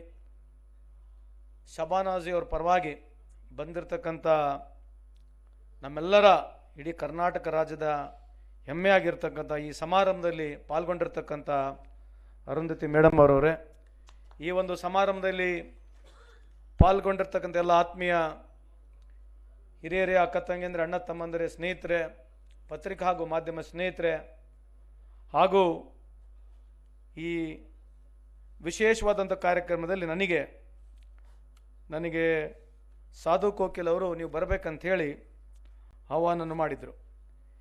ಇವತ್ತು ಇಡೀ ಪ್ರಪಂಚದಲ್ಲಿ ನಾವು ಇವತ್ತು ವಿಮೆನ್ಸ್ ಡೇನ ಆಚರಣೆ ಮಾಡ್ತಾ ಇದ್ದೀವಿ. ಸೊ ಈ ವೇದಿಕೆ ಮುಖಾಂತರ empower women, empower community, let's work together, uplift and support women in all aspects of life ಅಂತ ಈ ಸಂದರ್ಭಕ್ಕೆ ಹೇಳಲಿಕ್ಕೆ ಇಚ್ಛೆ ಬಯಸ್ತೀನಿ. ಇವತ್ತು ಬಾಬಾ ಸಾಹೇಬ್ ಅಂಬೇಡ್ಕರ್ ಅವರು ಹೇಳಿರ್ತಕ್ಕಂಥ ಮಾತು, if it all have to measure a progress of any society, Baba Saheb Ambedkar ಹೇಳಿರ್ತಕ್ಕಂಥ ಮಾತು, ನಾನು ಡಿಗ್ರಿ ಆಫ್ ಪ್ರೋಗ್ರೆಸ್ನ ಯಾವುದೇ ದೇಶದ ಯಾವುದೇ ಸಮಾಜದನ್ನ ನಾನು ಮೆಜರ್ ಮಾಡಬೇಕಾಗಿದ್ದರೆ how much women has achieved ಅಂತಕ್ಕಂಥ ಮಾತು ಬಾಬಾ ಸಾಹೇಬ್ ಅಂಬೇಡ್ಕರ್ ಹೇಳಿದ್ದಾರೆ. ಇಲ್ಲಿ ಬಾಬಾ ಸಾಹೇಬ್ ಅಂಬೇಡ್ಕರ್ ಬಗ್ಗೆ ಯಾಕೆ ಇವತ್ತು ಮಾತನಾಡೋದಂತಂದರೆ, ಭಾಳಷ್ಟು ಜನರು ಈ ದೇಶದಲ್ಲಿ ವಿಮೆನ್ಸ್ ಡೇನ ಆಚರಣೆ ಮಾಡ್ತೀವಿ. ಇವತ್ತು ಇಡೀ ಭಾರತ ದೇಶದ ಎಲ್ಲ ನಮ್ಮ ಹೆಣ್ಣುಮಕ್ಕಳ ಪರವಾಗಿ ವಿಶೇಷವಾದಂಥ ಕಾನೂನಾತ್ಮಕವಾಗಿ ನಿಮಗೆ ಅಧಿಕಾರವನ್ನು ಧರಿಸ್ಕೊಟ್ಟಿರ್ತಕ್ಕಂಥ ಯಾವುದೇ ಒಂದು ನಾಯಕ ಇದ್ದರೆ ಅದು ಹೆಮ್ಮೆಯಿಂದ ಬಾಬಾ ಸಾಹೇಬ್ ಅಂಬೇಡ್ಕರ್ ಅಂತ ಈ ಸಂದರ್ಭಕ್ಕೆ ಕೇಳಲಿಕ್ಕೆ ಇಚ್ಛೆ ಬಯಸ್ತೀನಿ. ಇನ್ನೊಂದು 2 ನಿಮಿಷ ಮಾತಾಡ್ತೀನಿ. Today is a Women's Day. So people don't know about Baba Saheb Ambedkar. They feel he has only given reservation for SC/ST ಅಂತ ಹೇಳಿ. ಇವತ್ತು Hindu codification bill, Hindu bill ಅಂತ ನಾವೇನು ಹೇಳ್ತೀವಿ, ಆ ಹಿಂದೂ ಬಿಲ್ಲು ತರೋದ್ರ ಮುಖಾಂತರ ನಮ್ಮ ಭಾರತ ದೇಶದಲ್ಲಿ ಮತಾಕ್ಷರ ದಯಭಾಗ ಅಂತ ಹೇಳಿರ್ತಕ್ಕಂಥ ಈ ಒಂದು ಹಿಂದೂ ಪದ್ಧತಿಯಲ್ಲಿ ಹೆಣ್ಣಿಗೆ ಯಾವುದೇ ರೀತಿಯಾದಂಥ ಆಸ್ತಿ ಇರಲಿಲ್ಲ. ಗಂಡ ಸತ್ತರೆ ಆ ಗಂಡನ ಪಾಲಿನ ಆಸ್ತಿನೂ ಬರೋದಿಲ್ಲ. ಮದುವೆಯಾಗಿ ಹೋದರೆ ಪಿತ್ರಾರ್ಜಿತ ಆಸ್ತಿ ಆಗಿರಲಿ ತಂದೆ ಆಸ್ತಿನೂ ಬರೋಂಗಿಲ್ಲ. ಇದು ಕಂಡಿರ್ತಕ್ಕಂಥ ಬಾಬಾ ಸಾಹೇಬ್ ಅಂಬೇಡ್ಕರ್ ಅವರು ಹಿಂದೂ ಕೋಡಿಫಿಕೇಷನ್ನಲ್ಲಿ ಹೆಣ್ಮಕ್ಳಿಗೆ ವಿಶೇಷವಾಗಿ ತಂದೆಯಿಂದನೂ ಆಸ್ತಿಗೆ ಹಕ್ಕು ಸಿಗಬೇಕು, ಮದುವೆ ಆದಂಥ ಸಂದರ್ಭದಲ್ಲಿ ಗಂಡನಿಂದ ಕೂಡ ಆ ಆಸ್ತಿಗೆ ಹಕ್ಕು ಸಿಗಬೇಕಂತ ಕಾನೂನು ತಂದಿರತಕ್ಕಂಥದ್ದು. ಇವತ್ತೇನು ವಿಮೆನ್ಸ್ ಡೇ ತಾವು ಆಚರಣೆ ಮಾಡ್ತಾ ಇದ್ದೀರಿ, ತಾವು ದಯಮಾಡಿ ಬಾಬಾ ಸಾಹೇಬ್ ಅಂಬೇಡ್ಕರ್ ಬಗ್ಗೆ ಓದ್ಕೋಬೇಕಂತ ತಮ್ಮಲ್ಲಿ ಕಳಕಳಿ ಮನವಿ ಮಾಡಿಕೊಳ್ತೇನೆ. It is not only there. ಇವತ್ತು ಮೆಟರ್ನಿಟಿ ಲೀವ್ ತಂದಿರತಕ್ಕಂಥದ್ದು, ಡಿವೋರ್ಸ್ ಮಾಡಲಿಕ್ಕೆ ಅಧಿಕಾರ ಇಲ್ಲ ಹೆಣ್ಮಕ್ಳಿಗೆ. ಈ ದೇಶದಲ್ಲಿ ಕಿಶೋರ್ ಅವರು ಮಾತನಾಡ್ತಾ ಇದ್ರು, ನಾನು ಈ ವೇದಿಕೆ ಅದನ್ನು ಜಾಸ್ತಿ ಮಾತನಾಡಕ್ಕೆ ಹೋಗೋದಿಲ್ಲ, ಪತ್ರಿಕಾ ಮಾಧ್ಯಮದಲ್ಲಿದ್ದಾರೆ, ಈ ವೇದಿಕೆಯನ್ನು ಬೇರೆಗೆ ನಾನು ಬೆಳೆಸ್ಕೊಳಕ್ಕೆ ಹೋಗೋದಿಲ್ಲ. ಆದರೆ ಇವತ್ತು ಹೆಣ್ಮಕ್ಳ ಪರವಾಗಿ ಹೋರಾಟ ಮಾಡಿ ಯಾವಾಗ ಹಿಂದೂ ಕೋಡಿಫಿಕೇಷನಲ್ಲಿ ಪಾಸ್ ಆಗೋದಿಲ್ಲ ಅವತ್ತು ರಾಜೀನಾಮೆ ಕೊಟ್ಟಿರ್ತಕ್ಕಂಥ ಏಕೈಕ ಧೀಮಂತ ನಾಯಕ ಬಾಬಾ ಸಾಹೇಬ್ ಅಂಬೇಡ್ಕರ್ ಅವರು. ಇಲ್ಲಿರ್ತಕ್ಕಂಥ ಪ್ರತಿಯೊಬ್ಬರು ಹೆಣ್ಮಕ್ಳು ದಯಮಾಡಿ ನೀವು ಹೋಗಿ ಇವತ್ತು ಇಡೀ ಭಾರತ ದೇಶದಲ್ಲಿ ಹೆಣ್ಮಕ್ಕಳಿಗೆ ಇವತ್ತು ಸಮಾನತೆ ಸಿಗಬೇಕು, ಅಧಿಕಾರ ಸಿಗಬೇಕು, ಹಕ್ಕು ಸಿಗಬೇಕಂತ ಹೋರಾಟ ಮಾಡಿ ಸಂವಿಧಾನದಲ್ಲಿ ಕಾನೂನು ತಂದಿರತಕ್ಕಂಥದ್ದು ಯಾರೇ ಇದ್ದರೆ ಅದು ಹೆಮ್ಮೆಯಿಂದ ಬಾಬಾ ಸಾಹೇಬ್ ಅಂಬೇಡ್ಕರ್ ಅಂತ ಈ ಸಂದರ್ಭಕ್ಕೆ ಕೇಳಲಿಕ್ಕೆ ಇಚ್ಛೆ ಬಯಸ್ತೀನಿ. ನಾನು ಜಾಸ್ತಿ ಮಾತನಾಡಕ್ಕೆ ಹೋಗೋದಿಲ್ಲ. ನಾನು ಕೂಡ ಭಾಳಷ್ಟು ಪಿಕ್ಚರ್ಗಳನ್ನ ಮಾಡಿದ್ದೀನಿ, ಲಕ್ ಇರಲಿಲ್ಲ, ದುಡ್ಡು ಭಾಳ ಕಳ್ಕೊಂಡಿದ್ದೀನಿ. ಇಲ್ಲ, ಅದೇ ತಪ್ಪಾಗಿರೋದು. ನನಗೆ ಫಿಲಿಮ್ ಇಂಡಸ್ಟ್ರಿಯನ್ನು ಸ್ವಲ್ಪ ಭಾಳ ಹತ್ತಿರದಿಂದ ನೋಡಿದ್ದೇನೆ. ಭಾರತ ದೇಶದಲ್ಲಿ 10,000 ಸ್ಕ್ರೀನ್ ಇದಾವೆ.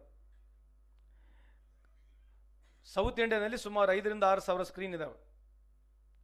ಇಡೀ ಪ್ರಪಂಚಕ್ಕೆ ಹೋಲಿಸ್ಕೊಂಡು ನೋಡಿದ್ರೆ ನಾವು ವರ್ಷಕ್ಕೆ 1500 ಪಿಕ್ಚರ್ ಮಾಡ್ತೀವಿ.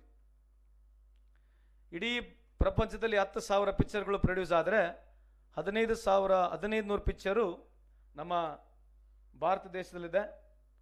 ಭಾರತ ದೇಶದಲ್ಲಿ ನಾವು ಹೋದಾಗ ಕರ್ನಾಟಕ ಭಾಳಷ್ಟು ಸಂದರ್ಭದಲ್ಲಿ ಮೊದಲನೇ ಸ್ಥಾನದಲ್ಲಿ ಬಂದಿದ್ದೀವಿ. ನಾವು 250 ಪಿಕ್ಚರ್ವರೆಗೆ ಕೂಡ ಪ್ರೊಡ್ಯೂಸ್ ಮಾಡಿದ್ದೀವಿ. ಈ 10,000 ಥಿಯೇಟ್ರ್ಗಳು ನಾನು ಹೇಳ್ತಾ ಇದ್ದೆ ಸಾಧು ಕೋಕಿಲ, ನೀವು ಮುಂದೆ ಇದನ್ನು ಬದಲಾವಣೆ ಆಗಬೇಕಾಗಿದ್ರೆ ನಮ್ಮ ಥಿಯೇಟ್ರ್ಗಳು ಡೆವಲಪ್ ಆಗಬೇಕು, ಸಿಂಗಲ್ ಸ್ಕ್ರೀನ್ ಥಿಯೇಟ್ರ್ ಬರಬೇಕು. ಅದ್ರ ಬಗ್ಗೆ ಚರ್ಚೆ ಮಾಡಿದ್ದೀವಿ, ಮುಂದೆ ಮಾತನಾಡಿದ್ರೆ ಇದು ಅದು ಪ್ರಸ್ತುತ ಅಲ್ಲ. ಆದರೆ ಸುಮ್ಮನೆ ಮಾಹಿತಿಗೋಸ್ಕರ ಹೇಳ್ತಕ್ಕಂಥದ್ದು, ಇವತ್ತು ಸೌತ್ ಇಂಡಿಯಾನಲ್ಲಿ ಆಂಧ್ರದಲ್ಲಿ ಸುಮಾರು 2,500 ಥಿಯೇಟ್ರ್ ಇದ್ದಾವೆ. ನೆಕ್ಸ್ಟ್ ಕಮ್ಸ್ ತಮಿಳ್ನಾಡು, ಅದಾದಮೇಲೆ ಕೇರಳ, ಅದಾದಮೇಲೆ ಕರ್ನಾಟಕ. ನಾರ್ತ್ ಇಂಡಿಯಾನಲ್ಲಿ ಭಾಳಷ್ಟು ಥಿಯೇಟ್ರ್ಗಳು ಇಲ್ಲ. ನಿಮ್ಮ ಮಾಹಿತಿ ಇರಲಿ ಅಂತ ಈ ಸಂದರ್ಭ ಕೇಳಲಿಕ್ಕೆ ಇಚ್ಛೆ ಬಯಸ್ತೀನಿ. ನನಗೆ 2013ನೇ ಇಸ್ವಿನಲ್ಲಿ ನಾನು ಇದು ಇಲಾಖೆಯ ಸಚಿವನಾಗಿದ್ದೆ. ಕಮಲಾಸನ್ರವರು ಬಂದಿದ್ದರು. ನಾವು ಅವ್ರಿಗೇನು ಮಾತನಾಡಿದ್ವಿ ಅದು ಇವತ್ತು ವಾಸ್ತುಸ್ಥಿತಿ ಇದೆ.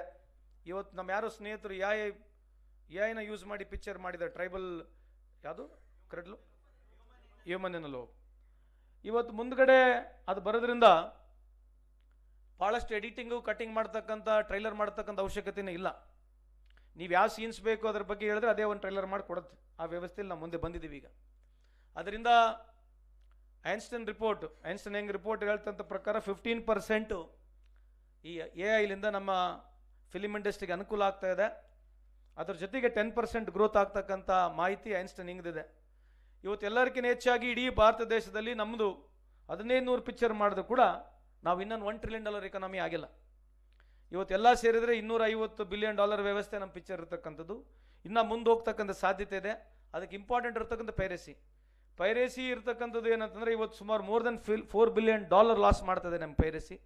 ಇವತ್ತು ತಾವೇನು ಭಾಳಷ್ಟು ಜನ ಇಲ್ಲಿ ಸೇರಿದಿರಿ. In all walks of perhaps I believe there are more than 60 country people have participated in this film festival. This has given immense exposure. Perhaps every such occasion gives as a beautiful platform to understand all walks of culture, filmmaking, editing, story writing. There are so many things involved because film industry is not that easy, because the success rate of film industry is not more than 8%. So we should really appreciate such producers and such directors, even though they are not commercially successful agilidru kuda, even though they have been not successful, they make back, they create because of the passion. Even though they lose money, they produce such films. If we have to start from 1927, where the first talkie movie was made in this India from Alamara, today we are in almost in 98 years old film industry talkie movie agi. We have produced more than thousands of movie. So today film industry has grown till today. We have to thank all those people who have put their sincere efforts ಅಂತ ಈ ಸಂದರ್ಭಕ್ಕೆ ಹೇಳಲಿಕ್ಕೆ ಬಯಸ್ತೀನಿ. ಇನ್ನು ಜಾಸ್ತಿ ಮಾತನಾಡಕ್ಕೆ ಹೋಗೋದಿಲ್ಲ, bore ಆಗಿಬಿಟ್ಟಿದೆ already ನಿಮಗೆಲ್ಲ.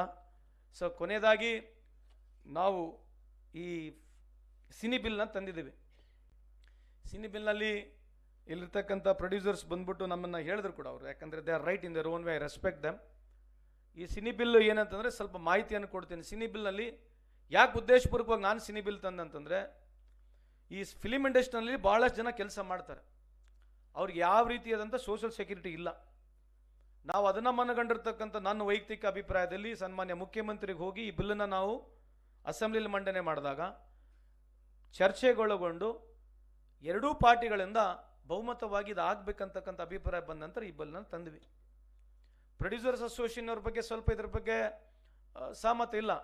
ಅದರ ಲಾರ್ಜರ್ ಇಂಟ್ರೆಸ್ಟ್ ನೋಡಿದ್ರೆ on every ticket we are charging 1% to 2% rupees. Apart from that, equal contribution will come from the government of Karnataka, so that money will be a corpus. So any person who's working in the film industry today, perhaps from nim cameraman irbodu, spot boy irbodu, side artist irbodu, ಈ ಆರ್ಟಿಸ್ಟ್ಗಳಿಗೆ ಯಾವುದೇ ರೀತಿಯಾದಂಥ social security ಅವರಿಗಿಲ್ಲ. ಅದಕ್ಕಾಗಿ film ಚೇಂಬರ್ನ confidence ತೊಗೊಂಡ್ಬಿಟ್ಟು producer ಅಸೋಸಿಯೇಷನ್ಗೂ ನಿಮ್ಮಲ್ಲಿ ಕಾನ್ಫಿಡೆನ್ಸ್ನ ತೊಗೊಂಡು ಈ ಒಂದು ಕಾರ್ಯಕ್ರಮ ಯಶಸ್ವಿಯಾಗಿ ಅನುಷ್ಠಾನ ಮಾಡಬೇಕಾಗಿದ್ರೆ ತಮ್ಮದೆಲ್ಲ ಸಹಕಾರ ಬೇಕು. We require all your cooperation. Even though there is a difference of opinion in democratic setup, whenever there is a difference of opinion, we should mutually respect. ಅದೇನು ನೀವು ನಮ್ಮ ವಿರುದ್ಧ ಅಥವಾ ನಾವು ನಿಮ್ಮ ವಿರುದ್ಧ ಅಂತಲ್ಲ. ಈ ವ್ಯವಸ್ಥೆಯಲ್ಲಿ ಎಲ್ಲೇ ಭಿನ್ನಾಭಿಪ್ರಾಯಗಳು ಬಂದಾಗ ನಾವು ಅದನ್ನು ಸೇರಿ ಕೂಡಿ ಅದು ಹಿತದೃಷ್ಟಿಯ ನಿಮ್ಮ ಇಂಡಸ್ಟ್ರಿಯ ಹಿತದೃಷ್ಟಿಯಲ್ಲಿ ಯಾರಿಷ್ಟು ವರ್ಷದಿಂದ ಕೆಲಸ ಮಾಡ್ತಾ ಇದ್ದಾರೆ ಅವರಿಗೆ ಒಂದು ಸೋಷಿಯಲ್ ಸೆಕ್ಯೂರಿಟಿ ಕಾರ್ಡನ್ನು ಕೊಡ್ತಕ್ಕಂಥ ನಮ್ಮ ಅವಧಿಯಲ್ಲಿ ಆಗ್ತದೆ. ಅದಕ್ಕೆ ನಿಮ್ಮ ಸಹಕಾರ ಇರಲಿ ಅಂತ ಈ ಸಂದರ್ಭದಲ್ಲಿ ಹೇಳಿ, ಇವತ್ತು ನಮ್ಮ ಸರ್ಕಾರ ವಿಶೇಷವಾಗಿ ಸಾಮಾನ್ಯ ಮುಖ್ಯಮಂತ್ರಿಯವರು ಉಪಮುಖ್ಯಮಂತ್ರಿಯವರು ಬಂದು ಕೂಡ ಉದ್ಘಾಟನೆ ಮಾಡಿದ್ದಾರೆ.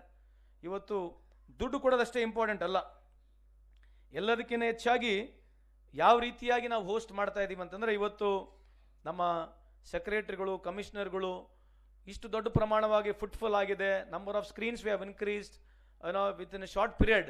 You have done such wonderful job. So many films have come, screening is been done.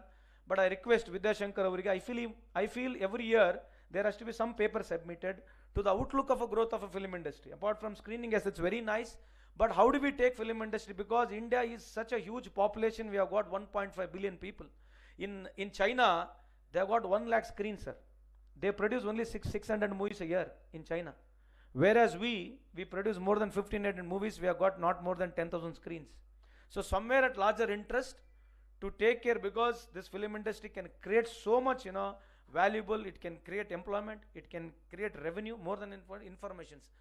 Ivattu nammal ide the best part is, what is I forgot the title which you have done.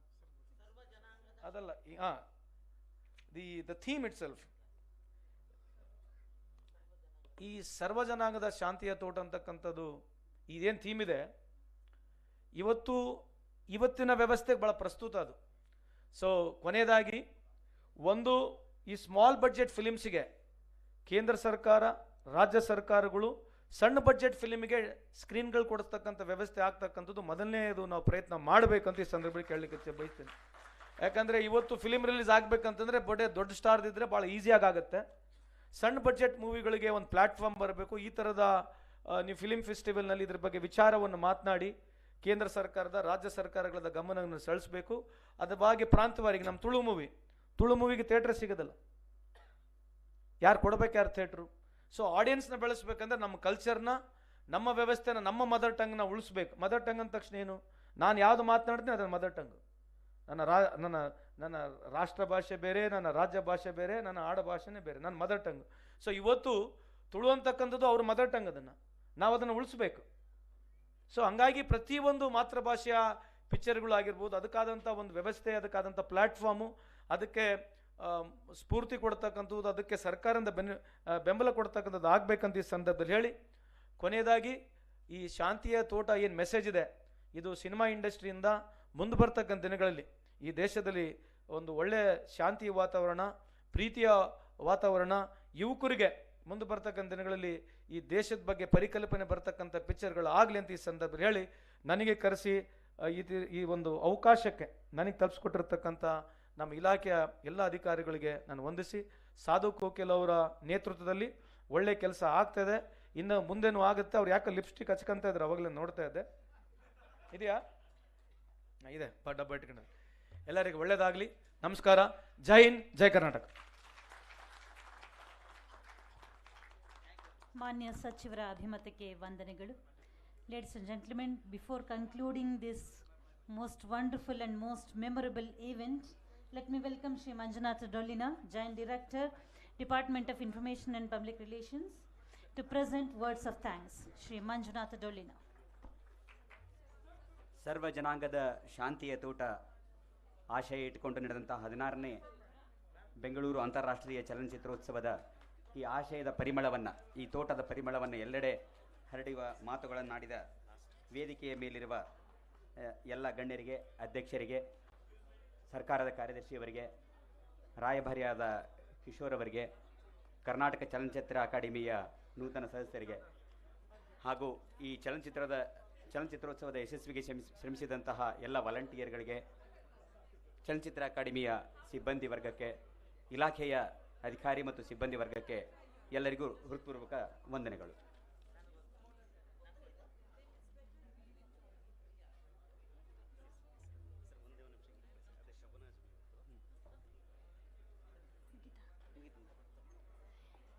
ಕಾರ್ಯಕ್ರಮಕ್ಕೆ ಆಗಮಿಸಿದಂತಹ ಎಲ್ಲ ಗಣ್ಯಮಾನ್ಯರಿಗೆ, ವೇದಿಕೆ ಮುಂಭಾಗದಲ್ಲಿರುವಂತಹ ಎಲ್ಲ ಮಹನೀಯರಿಗೆ, ಸಹೃದಯ ಸಭಿಕರಿಗೆ ವಂದನೆಗಳನ್ನು ಸಲ್ಲಿಸಿದಂತಹ ಶ್ರೀ ಮಂಜುನಾಥ್ ಡೊಳ್ಳಿನ, ಜಂಟಿ ನಿರ್ದೇಶಕರು, ವಾರ್ತಾ ಮತ್ತು ಸಾರ್ವಜನಿಕ ಸಂಪರ್ಕ ಇಲಾಖೆ, ಇವರಿಗಿದು ಅನಂತಾನಂತ ವಂದನೆಗಳು. ಎಲ್ಲರಿಗೂ ಶುಭವಾಗಲಿ, ಒಳಿತಾಗಲಿ. 16ನೇ ಬೆಂಗಳೂರು ಅಂತಾರಾಷ್ಟ್ರೀಯ ಚಲನಚಿತ್ರೋತ್ಸವ ಸಂಪನ್ನವಾಗಿದೆ. ತಮ್ಮೆಲ್ಲರ ಸಹಕಾರದಿಂದ, ಸಹಭಾಗಿತ್ವದಿಂದ ಮುಂದಿನ ವರ್ಷದ ಬೆಂಗಳೂರು ಅಂತಾರಾಷ್ಟ್ರೀಯ ಚಲನಚಿತ್ರೋತ್ಸವದ ನಿರೀಕ್ಷೆಯಲ್ಲಿ ನಾವೆಲ್ಲರೂ ಒಟ್ಟಾಗೋಣ. ಕನ್ನಡ ಚಿತ್ರರಂಗದ ಒಳಿತಿಗಾಗಿ, ಶ್ರೇಯಸ್ಸಿಗಾಗಿ ಒಟ್ಟಾಗಿ ಶ್ರಮಿಸೋಣ. ಶುಭವಾಗಲಿ. ನಮಸ್ಕಾರ. ನಿರೂಪಣೆ ಇಷ್ಟು ಹೊತ್ತು ಮಾಡಿದ್ದು ನಾನು, ನಿಮ್ಮ ಮನೆಯ ಮಗಳು Bhanumati.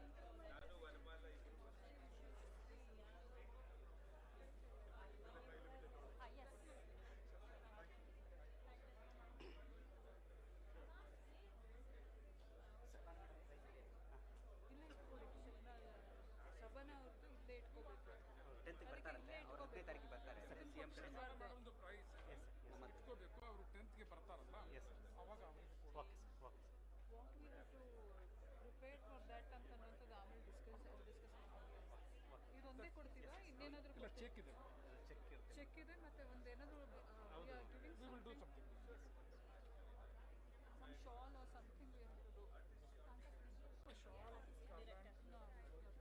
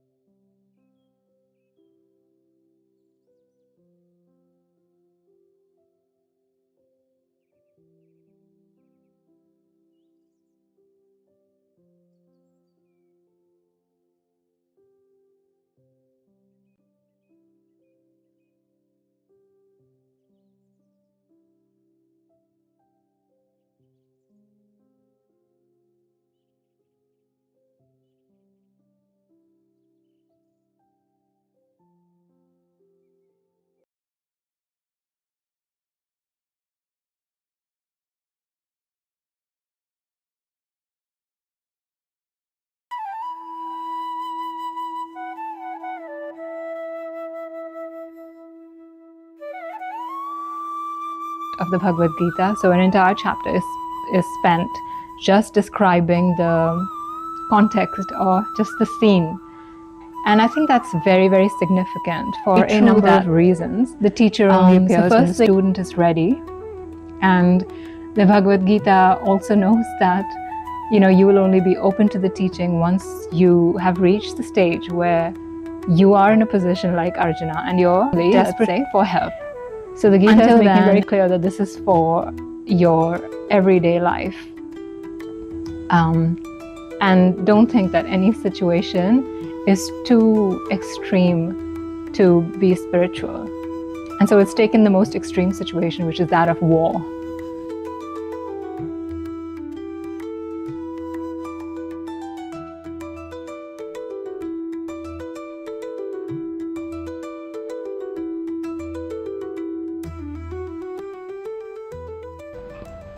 Namaste. So, the Bhagavad Gita is probably the most spoken about scripture of India for a very good reason. And even though it's been spoken about for many thousands of years, it never stops being relevant. It's got a message for every human being in every age because it is the one same message. Because human problems, human desires, human longing hasn't changed since the beginning of humanity. We're all looking for happiness, we're all looking for freedom from suffering. So those themes continue to be the same since the beginning of time. And that's really what Sanatan Dharma addresses. And that's the reason why Sanatan Dharma is considered eternal. So Sanatan means eternal. Because it's addressing the fundamental issues of human life, which don't change over time, which have ever been the same. So the same questions human beings have asked, since the beginning of time. Who are we? What is life about? What is the way out of suffering? What is the way to lasting happiness? These are the questions that Sanatan Dharma helps to answer. And the Bhagavad Gita is a very unique text in the entire corpus of the scriptures that fall within what we call Sanatan Dharma. So broadly, there are two categories of scripture. There is Shruti and there is Smriti. So Shruti basically refers to the Vedas. Shruti means that which is heard. And this hearing is not the hearing of the ears, but it's the inner hearing that a rishi or a sage achieves, in deep meditative states of samadhi. So when they're in those very deep states of samadhi, it's as if they can hear the voice of the existence, or you could say the voice of God or the breath of God. That's what the Vedas are. They're also called the breath of God. So those are the cosmic vibrations, the essence of creation. And those are perceived not through the hearing of the human ear, but through a deeper hearing or a deeper listening that happens within the being. And the rishis perceived that, and then they interpreted it or articulated it in human speech. And that's what we refer to as the Vedas. And that's what we call Shruti. So what has been received directly, or what has been revealed. So we don't say it is the creation of anybody, but that it's been revealed to whoever was able to attain or reach those states of meditativeness. So they're the direct revelations. And that's what we call them aparushaya, which means they're not human-made, they're not man-made. They're directly received from the cosmos. That's Shruti. Then you have Smriti, which is basically the application of Shruti over time. So, how does Shruti apply to a particular society at a particular time, a particular age? Essentially here we have what is called the Dharma Shastras, which tell you what is a dharma for a particular age, for a particular society, for a particular caste. So, how do you live the Shruti teachings? Because not everybody is able to understand the Shruti, much less perceive it themselves. And so Smriti helps to bring the society, which may not be of the same evolved state of consciousness as the sages or the rishis, to bring them also into alignment with the teachings, or with the in the way that the Shruti has revealed. So the Bhagavad Gita, interestingly, it falls within Smriti because it comes within the Mahabharata, and the Mahabharata is a Smriti scripture.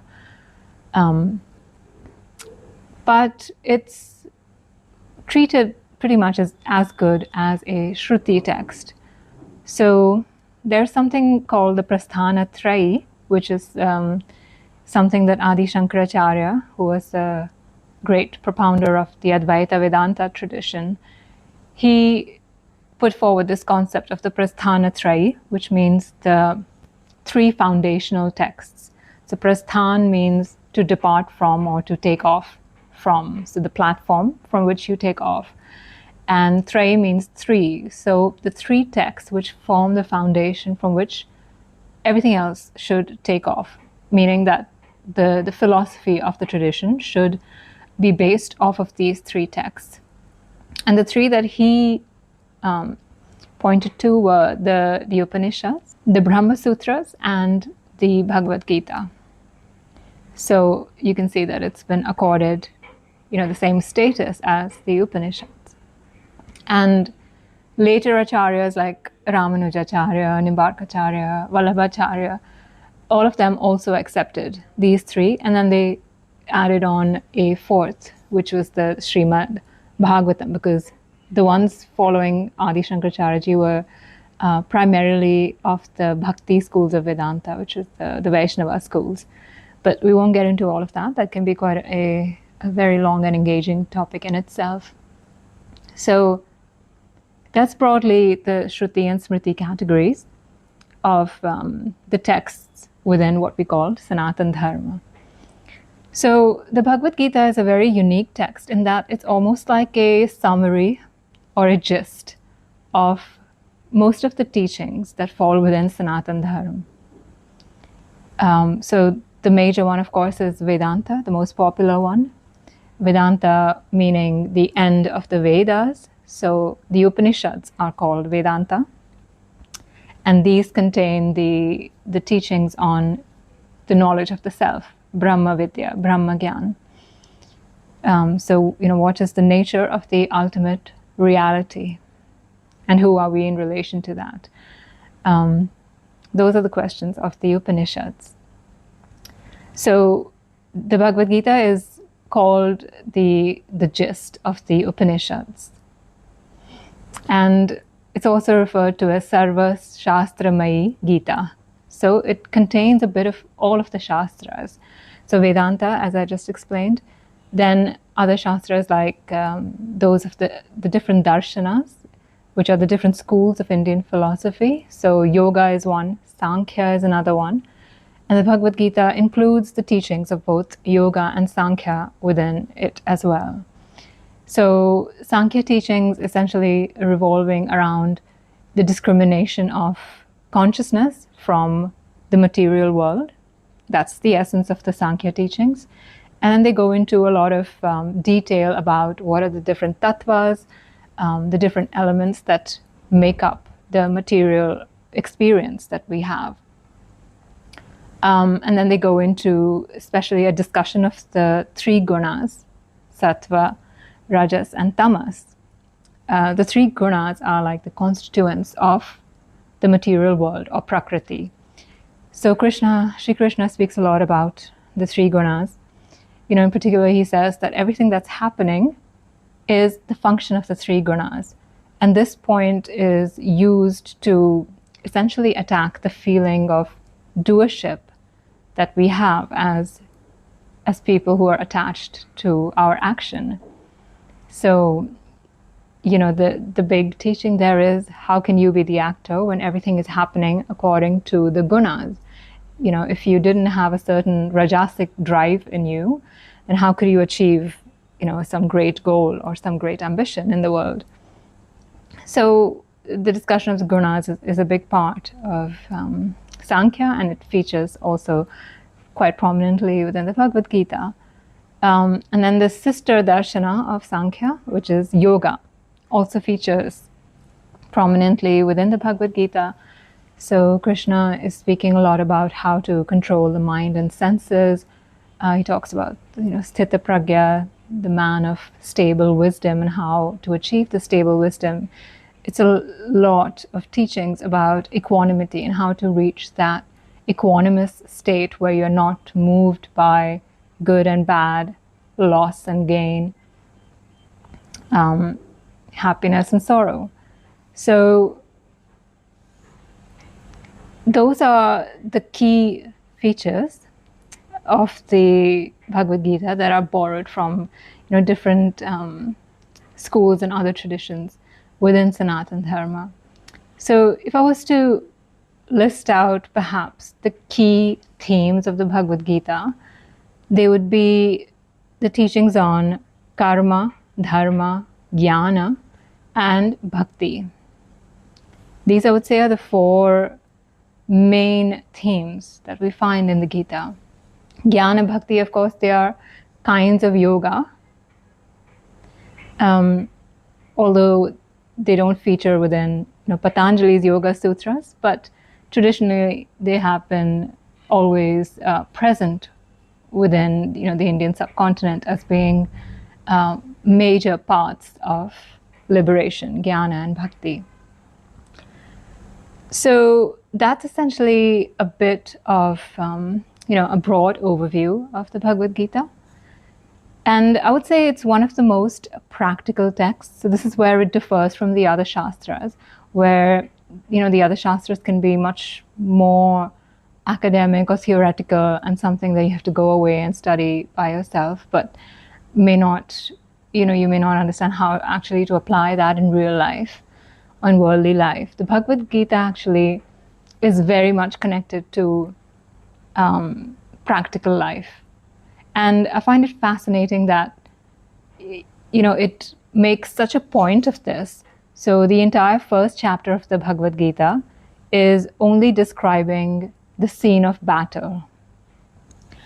So one entire chapter is dedicated only to describing what is happening. So I'm sure you know the context and the background of the Bhagavad Gita. It's the war between the Kauravas and Pandavas. And now we've come to the moment where the two armies are opposing each other. They're facing each other on the battlefield. Krishna is Arjuna's charioteer, and he's driven the chariot up to the dividing line between the two armies, and Arjuna is surveying the battlefield, and he's in a state of, let's say, fear, doubt, severe hesitation. And he's almost crippled with this self-doubt. Am I doing the right thing? How can this be the right thing? There on the other side are my relatives and friends and teachers, and I'm expected to go into battle with them and to kill them. How can this be right? These are the questions that he's grappling with at that moment. And that's the start of the Bhagavad Gita. So an entire chapter is spent just describing the context or just the scene. And I think that's very, very significant for a number of reasons.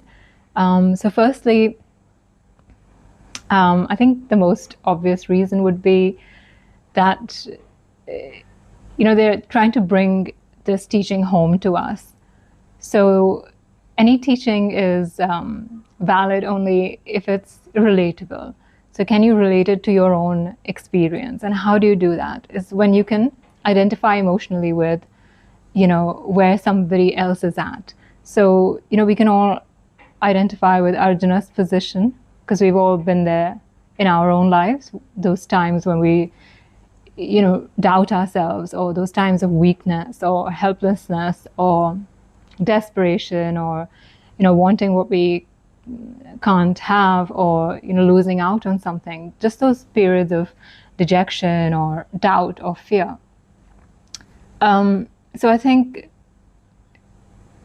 it's very true that the teacher only appears when the student is ready, and the Bhagavad Gita also knows that you will only be open to the teaching once you have reached the stage where you are in a position like Arjuna and you're desperate for help.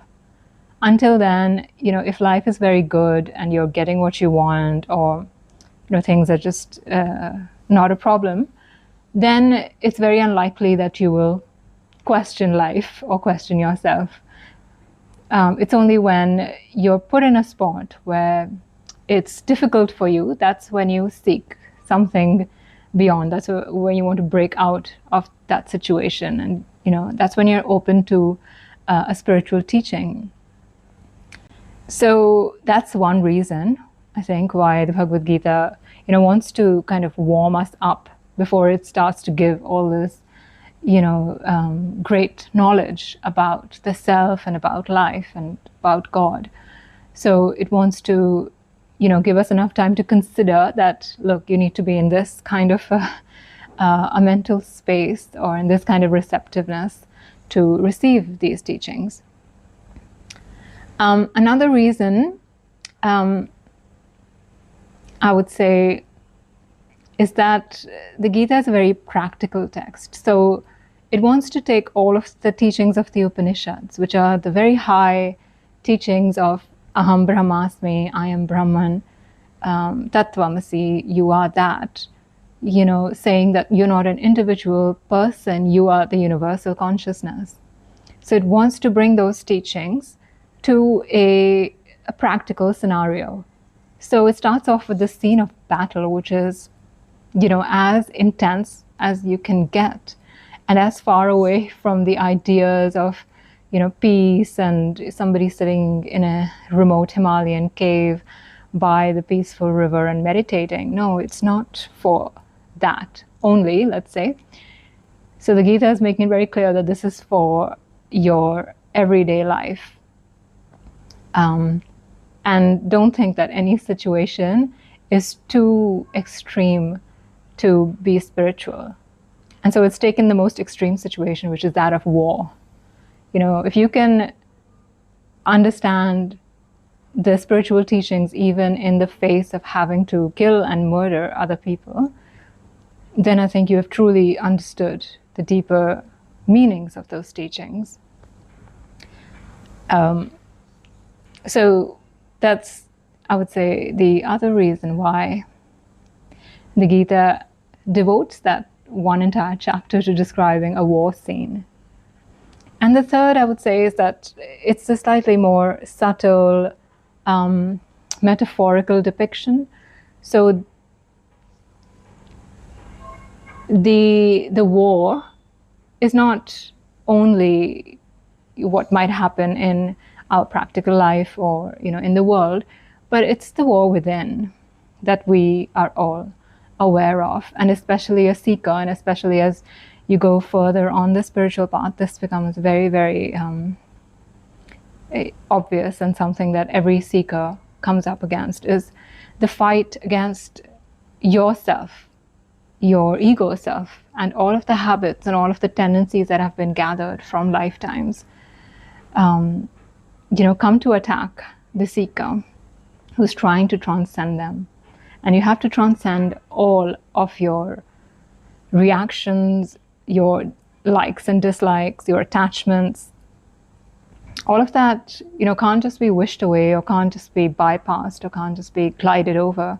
You have to stand in the middle of that battlefield and transcend them. So transcend them through non-reaction and through remembering your true self and your true nature. And you have to do it in the moment, in the moment when anger arises, or in the moment where jealousy or envy or dejection or fear arises. That's when we need to take our stand as the awareness, and to really be silent and to confirm our true identity. So the Gita is really bringing home the fact that you have to stand in the middle of the thing that you need to transcend. You cannot run away. This can even apply to to your personal situations. So, for example, if you have a difficult spouse or children to deal with at home, the answer is not to run away to an ashram and to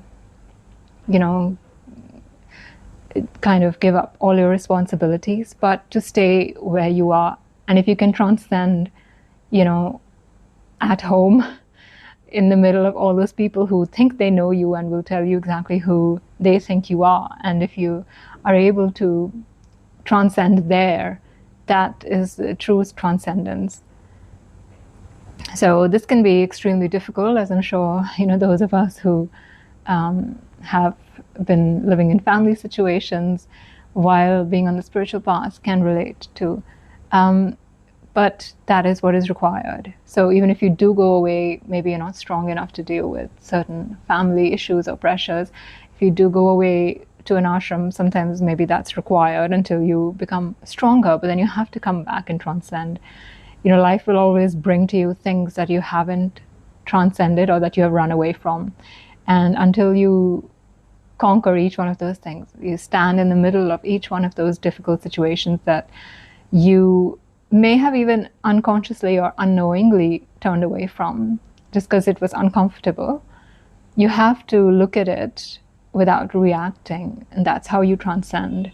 So it's never turning your back on the thing, but it's always standing in the middle of it without reaction, without attachment, without hate, without anger.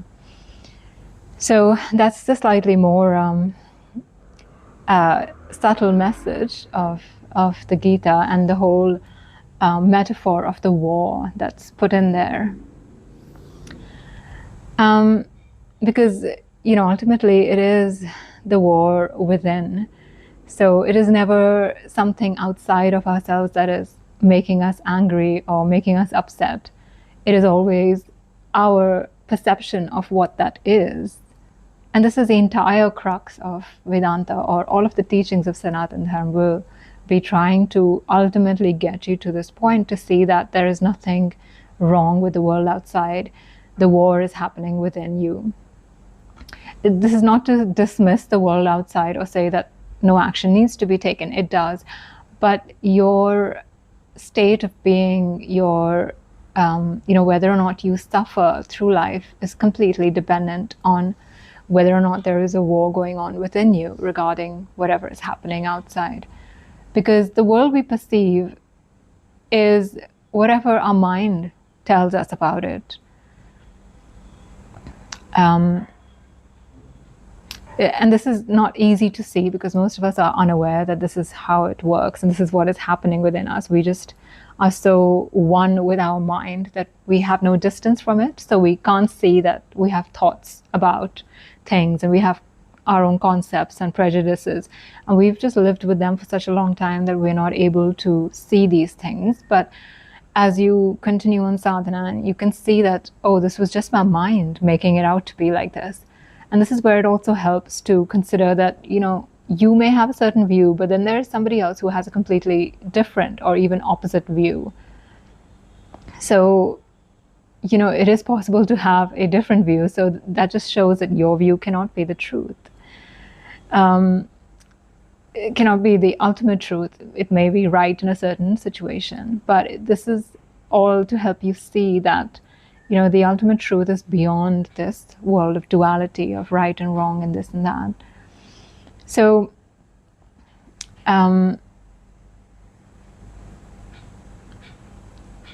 the Gita also, it begins very interestingly. So, as I mentioned, the entire first chapter is the setting of the scene. Then you come to the second chapter, and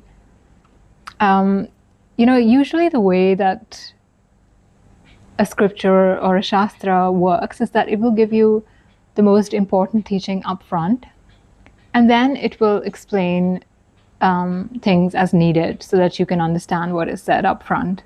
Or if you don't understand what has been said up front, it will help you to understand through further explanations. And that's how the Gita also is structured. So one of the first things that Sri Krishna says to Arjun is, in the second chapter, he says, initially he says, you know, he's still in the role of the charioteer, and, you know, he's still within character. So he says, you know, what is this cowardice that's come upon you? What's wrong with you, essentially? And, you know, get up and fight, because this kind of behavior is not suited to a Kshatriya like you. So that's when he is still in his character. He's not yet stepped off stage and taken the role of the guru and said, look, you're observing all of this. So why are you getting lost in, you know, whatever is happening? You're the observer. You're the witness. So those Vedanta teachings haven't come up yet. So the first thing he says is, you know, he's still assuming that Arjuna is understands his role in the play and understands his character. But of course that fails. And then, you know, Krishna says that this is your dharma. Arjuna still doesn't understand. And then he finally gives the teaching of the Vedanta, that, you know, the soul cannot be cut, it cannot be wet, it cannot be burnt, it is eternal, it is formless. So that's the teaching of Vedanta. You are the self, you are the witness. You know, nothing ever touches you, nothing can ever happen to you. So it's very interesting, you know, this kind of progression that happens, because if you actually understand your role in the play, that's actually quite a high thing. So the first thing he says is, you know, this is your role in the play. And he doesn't even say that, he just is in the play, and he, you know, he is that character and he is playing the character. And then he says, look, don't you remember your dharma, which is your role in the play? So, you know, dharma is very much misunderstood, and it's often translated as duty. But it's not duty as we usually understand, you know, duty, you must do what you're told or what you have to do. But it's understanding that duty in the context of the universal movement of life. So yes, you do have a duty in the universal movement of life, but do you understand that relation and that connection? So that is what dharma is. So it is being in tune with the Sanatan Dharma, the eternal Dharma, being in tune with the cosmic movement, or if you want to put it in a more devotional language, with God's will. So the Gita goes over this concept of dharma throughout. So, you know, it actually begins with the word dharma, dharma kshetre, kurukshetre. You know, Dhritarashtra is asking Sanjaya what happened on the battlefield of Kurukshetra, which is the dharma kshetra. And throughout the Gita, this concept of dharma comes up again and again, and culminating finally in Krishna saying to Arjuna, you know, give up all of the dharmas and surrender completely to me. So that's the peak or the highest point of the bhakti teachings, is that, you know, okay, we've tried everything, we've gone through all of the Gyan Yoga, the, you know, very difficult conceptual understanding, going through all of the Sankhya teachings and understanding what is the soul, what is the super soul, what is Brahman, Parabrahman, what is karma, what is akarma, what is karma yoga, what is jnana. And then finally, you know, also the nature of God. Krishna shows his Virat Roop, his universal form. And then, you know, having exhausted Arjuna to the point where, you know, Arjuna probably is just almost given up. He says, you know, just give up all of the dharmas. If you surrender completely to me, I will take care of everything. So it sounds like the simplest teaching, but it could not have been given up front. You kind of have to tire out the seeker, and the seeker has to become tired enough and to realize, you know, that all his seeking and all his own efforts cannot be sufficient. The grace of God is what is the redeeming factor. So, some people actually say the Bhagavad Gita is a bhakti text. Some say it's a Gyan text. Some say it's a Karma Yoga text. So, you could fall into any of those camps. It definitely goes into all three of those yogas in great detail. Bhakti, Gyan, and also Karma Yoga. And interestingly, it's one of the few texts that truly explains Karma Yoga. So the other Gyan Yoga, of course, you have the whole corpus of the Upanishads, so many teachings, so many books on Gyan Yoga. Bhakti tradition also, after Sri Adi Shankaracharya ji, there was a lot of acharyas who spoke on Bhakti. So there's a whole corpus of literature. On Karma Yoga, you don't have that much.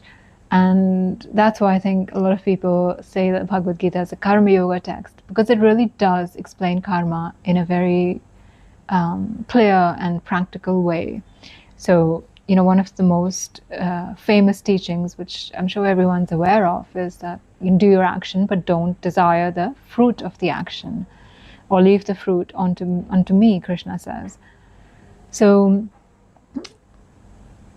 and you might wonder, how is that possible? How am I able to do that? Because for me, the motivating factor is the fruit. If there isn't the expectation of fruit, then why would I do anything? And this then again ties into the teachings of yoga, because Krishna says, Yogastha Kuru Karmani. Establish yourself in yoga, then act. Because when you're in yoga, you don't have these desires and ambitions. Then you are, you're connected to the universal will. Or like we said, you're surrendered to God's will, or you're in tune with dharma. So they're very interesting discussions on karma. What is karma? What is akarma? What is nishkama karma? Action without desire. What does that look like? Why is that important? Because the entire spiritual process is, in a certain way of looking, it is how we deal with our karma. How easily are we able to live life without becoming entangled in karma? How can we turn karma into yoga? How can we be doing yoga instead of doing karma in the world? All of the spiritual teachings are trying to get you to a state where you're merely the witness of what is happening, of the karma. You're not entangled in your karma. So allowing the karma to happen, whatever needs to happen with your body, mind, your prarabdha karma, whatever that is, allowing it to take place without you suffering the effects of it. That is one of the most important results of a spiritual teaching. That's what will be one of the main aims. So this video was just to start off with a bit of background, a bit of context of the Bhagavad Gita, and just go over that, the first couple of chapters, which are kind of like the background and the introduction to the Bhagavad Gita. If you do have any questions on anything I've spoken about or on the Bhagavad Gita in general, then I'd be very happy to hear them. So you could send an email, or you can drop a comment, and I'll share a few more talks like this on the Bhagavad Gita. Until next time, thank you very much.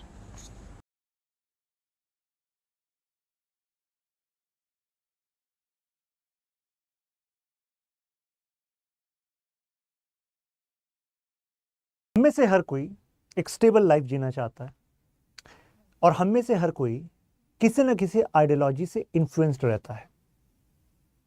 कोई भी ऐसा नहीं हो सकता जो कह दे कि मैंने तो कभी आइडियोलॉजी पढ़ी नहीं, मुझे आइडियोलॉजी से कोई वास्ता नहीं. आपको वास्ता हो या ना हो, लेकिन आइडियोलॉजी आपके वर्ल्ड व्यू को शेप कर रही है. आपके, जब मैं कह रहा हूं वर्ल्ड व्यू, तो इसका मतलब क्या है? क्या आप बिना गवर्नमेंट के रह सकते हैं? Answer is no. आप खुद ही देख लीजिए, अगर आसपास जो पुलिस है, जुडिशरी है, वो जिन प्रिंसिपल्स पे काम करते हैं, अगर वो हटा दिए जाएं तो आपका जीवन ऐसा होगा क्या जैसे आज है? नहीं होगा. आप सबको पता है कि हमारे कॉन्स्टिट्यूशन ने हमें राइट्स दिए regarding for example expression, movement, you have this freedom to choose your profession. क्या लगता है आपको हमारे कॉन्स्टिट्यूशन फ्रेमर्स के सामने आइडियाज आए कहां से? क्या ये किसी आइडियोलॉजी से इंस्पायर्ड थे? क्या कुछ लोगों ने हमसे बहुत पहले इनके बारे में केवल सोचा भर था? That was just an idea, then set of ideas having particular objective, some common concern कि हाँ कुछ बदलाव होना चाहिए। लोगों को एम्पावर करने के ये तरीके हो सकते हैं, यानी कि systematic set of ideas for achieving particular objective, having some common concern. तो वहां पर वो आइडियोलॉजी बनने लग गई और उसके बाद कई देशों की सरकारों ने उनको इंप्लीमेंट किया। यार कमाल की बात है, इससे तो जो हमारी पॉपुलेशन है वो ज्यादा खुश है, ज्यादा काम कर पा रही है, बेहतर काम कर पा रही है, बेहतर जीवन जी पा रही है। तो यानी कि अल्टीमेटली स्टेबिलिटी होगी कि नहीं होगी? होगी। ये तो छोटा सा बैकग्राउंड हुआ। इस एक वीडियो में हमारी कोशिश है कि हम रूट से उठाएंगे, मतलब आइडियोलॉजी है क्या, और डिफरेंट आइडियोलॉजीज में इंटरकनेक्शन करते हुए चले जाएंगे। पॉलिटिकल आइडियोलॉजीज रटने वाली चीज नहीं होती। अगर किसी ने आज तक उसको ऐसे पढ़ा था तो इस एक वीडियो में आपकी मिथ ब्रेक होंगे। शुरू करने से पहले आपको बता दूं, अगर आप यूपीएससी सिविल सर्विस एग्जाम की तैयारी कर रहे हैं तो पहले ही जो आपकी जरूरत होती है वो होती है कंटेंट, बुक्स कौन सी लें। तो ऐसे में इस बैच में आपके घर पर लगभग 15 के आसपास स्टैंडर्ड बुक्स प्लस कुछ सप्लीमेंट्री कंटेंट आपके घर पर भेजा जा रहा है। इसके बाद आपको जरूरत होती है कि गाइड कर दे कि पढ़ना क्या और क्या नहीं पढ़ना, जिससे समय बच जाए। तो जो स्टडी IQ प्लेटफॉर्म पर ये बैचेस हैं, यहाँ पर हर जगह आपको क्वालिटी गाइडेंस मिल रही है। फिर आपकी जरूरत होती है कि रूटीन बन जाए, तो लाइव क्लासेस भी हैं, रिकॉर्डेड भी हैं। अगर आप जॉब कर रहे हैं तो उसी दिन रिकॉर्डेड देख लें, डाउट सेशन में आ जाएं। फिर आपको लगता है कि चलो गाइडेंस भी मिल गई, लेकिन अब कुछ मेरी नॉन एकेडमिक इश्यूज हैं, यानी कि मुझे कोई मेंटर कर दे। तो यहाँ पर अलग से मेंटोर्स हैं जो पूरा ट्रैक रखते हैं कि आपने कितनी क्लासेस करी, क्या टेस्ट में परफॉर्म करा। आपको मैसेज करते हैं, आप उनको कॉल भी कर सकते हैं, मैसेज भी कर सकते हैं, जिससे थोरो गाइडेंस आपको मिलती है। कोहोर्ट्स बनाए जाते हैं। कोहोर्ट का मतलब देयर इज अ ग्रुप जिसमें कि आपको स्पेसिफिकली गाइड करता है मेंटर, कुछ टॉपिक्स पे गाइड करता है, कुछ मोटिवेशन डाउन है उस पे गाइड करता है। तो मतलब it's like a master course, आपकी सभी ज़रूरतों को यहाँ पर इसके थ्रू आप पूरा कर सकते हैं, जिससे कि आप सक्सेस हो सके, राइट।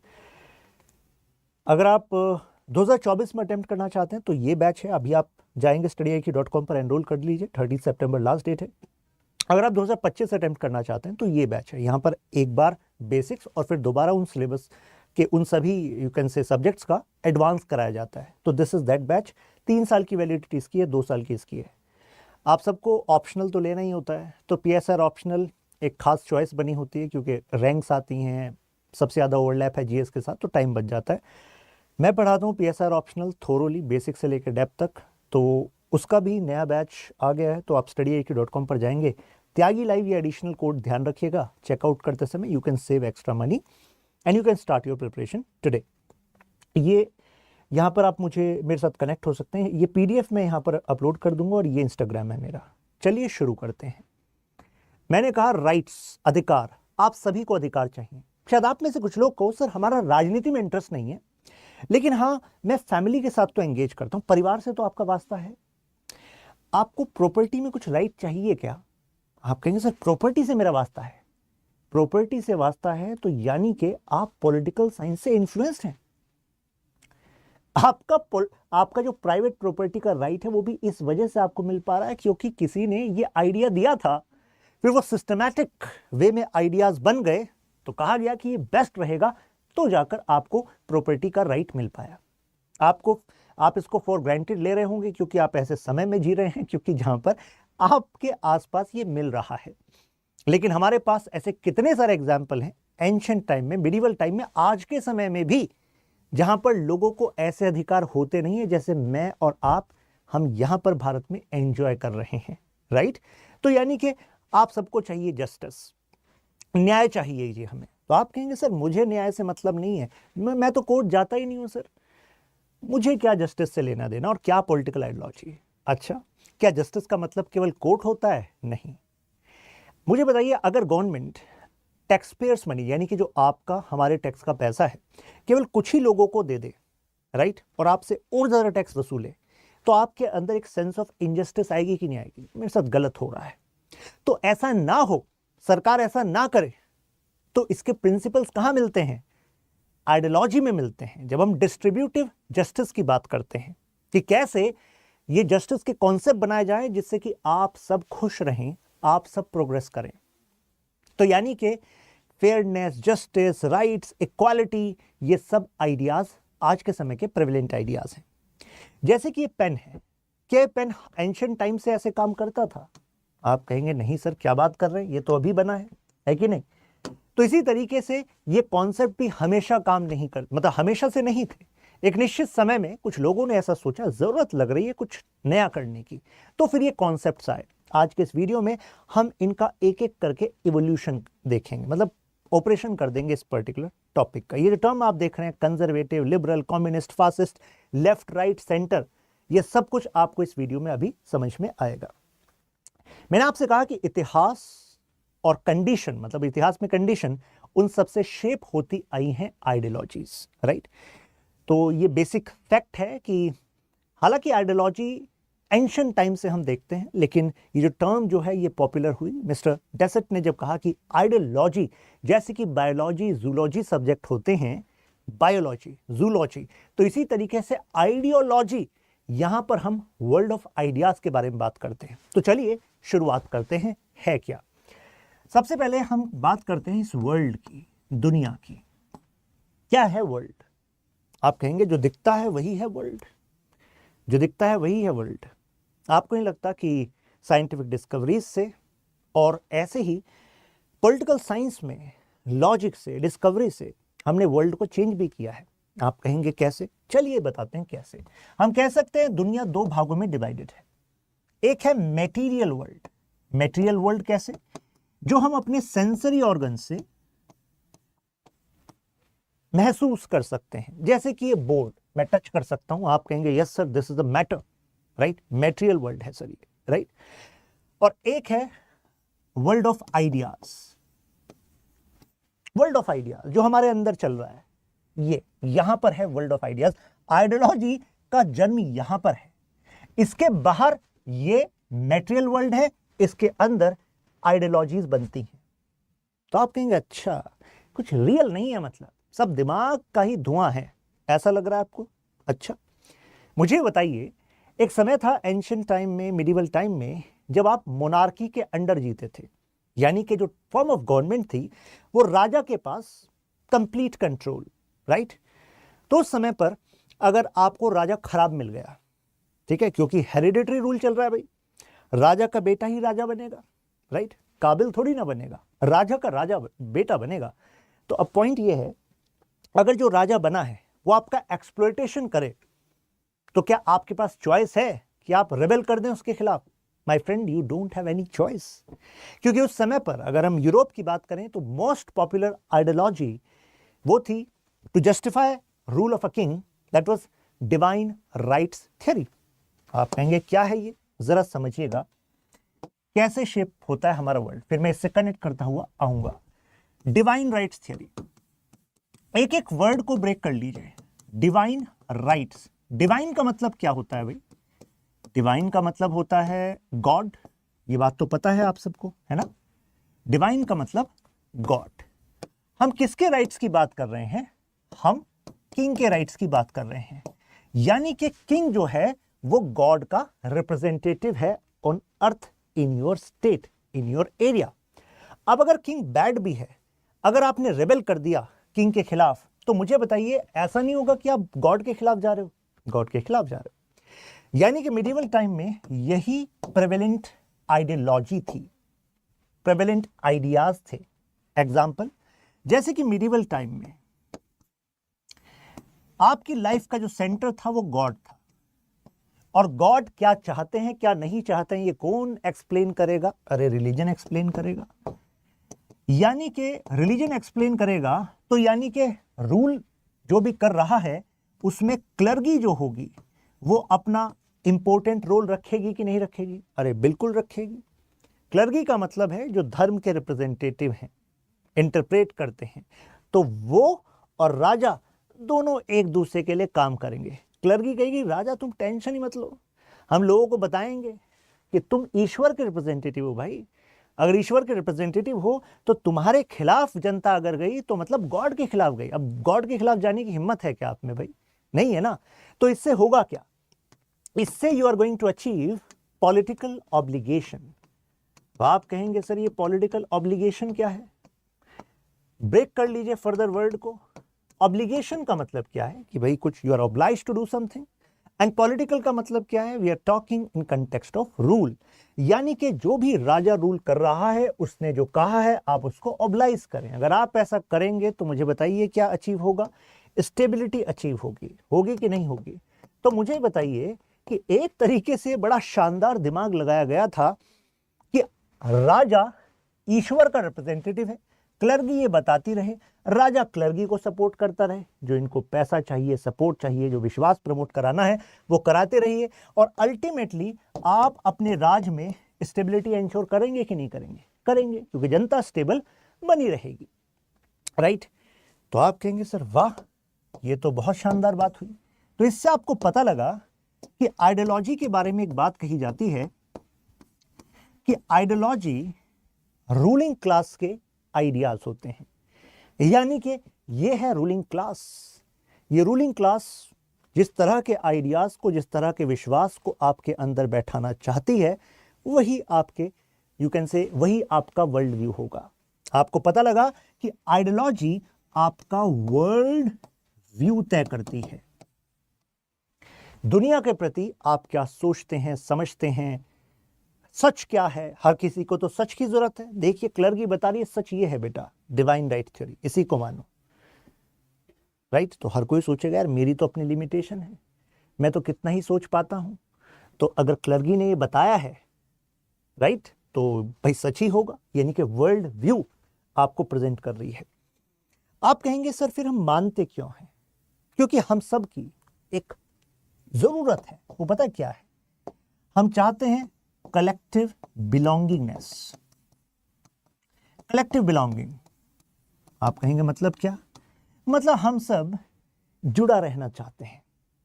हम सब चाहते हैं कि जो सब लोग विश्वास कर रहे हैं वही सच है, मैं सबके साथ रहूं और मैं इसी से दुनिया की सेंस बनाता रहूं।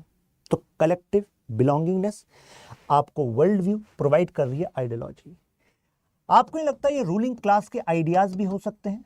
रूलिंग वर्ग, मैं क्लास वर्ड यूज कर रहा हूं क्योंकि आगे मैं इसको ले जाऊंगा मॉडर्न टाइम तक, तो वहां पर क्लास वर्ग एक शब्द भी आएगा। बट आप ये तो जानते हैं कि हाँ भाई जो रूलिंग क्लास है वो जैसा चाहती है, जिसको पॉपुलराइज करती है, आपके विश्वासों पर उसका प्रभाव पड़ता है, राइट?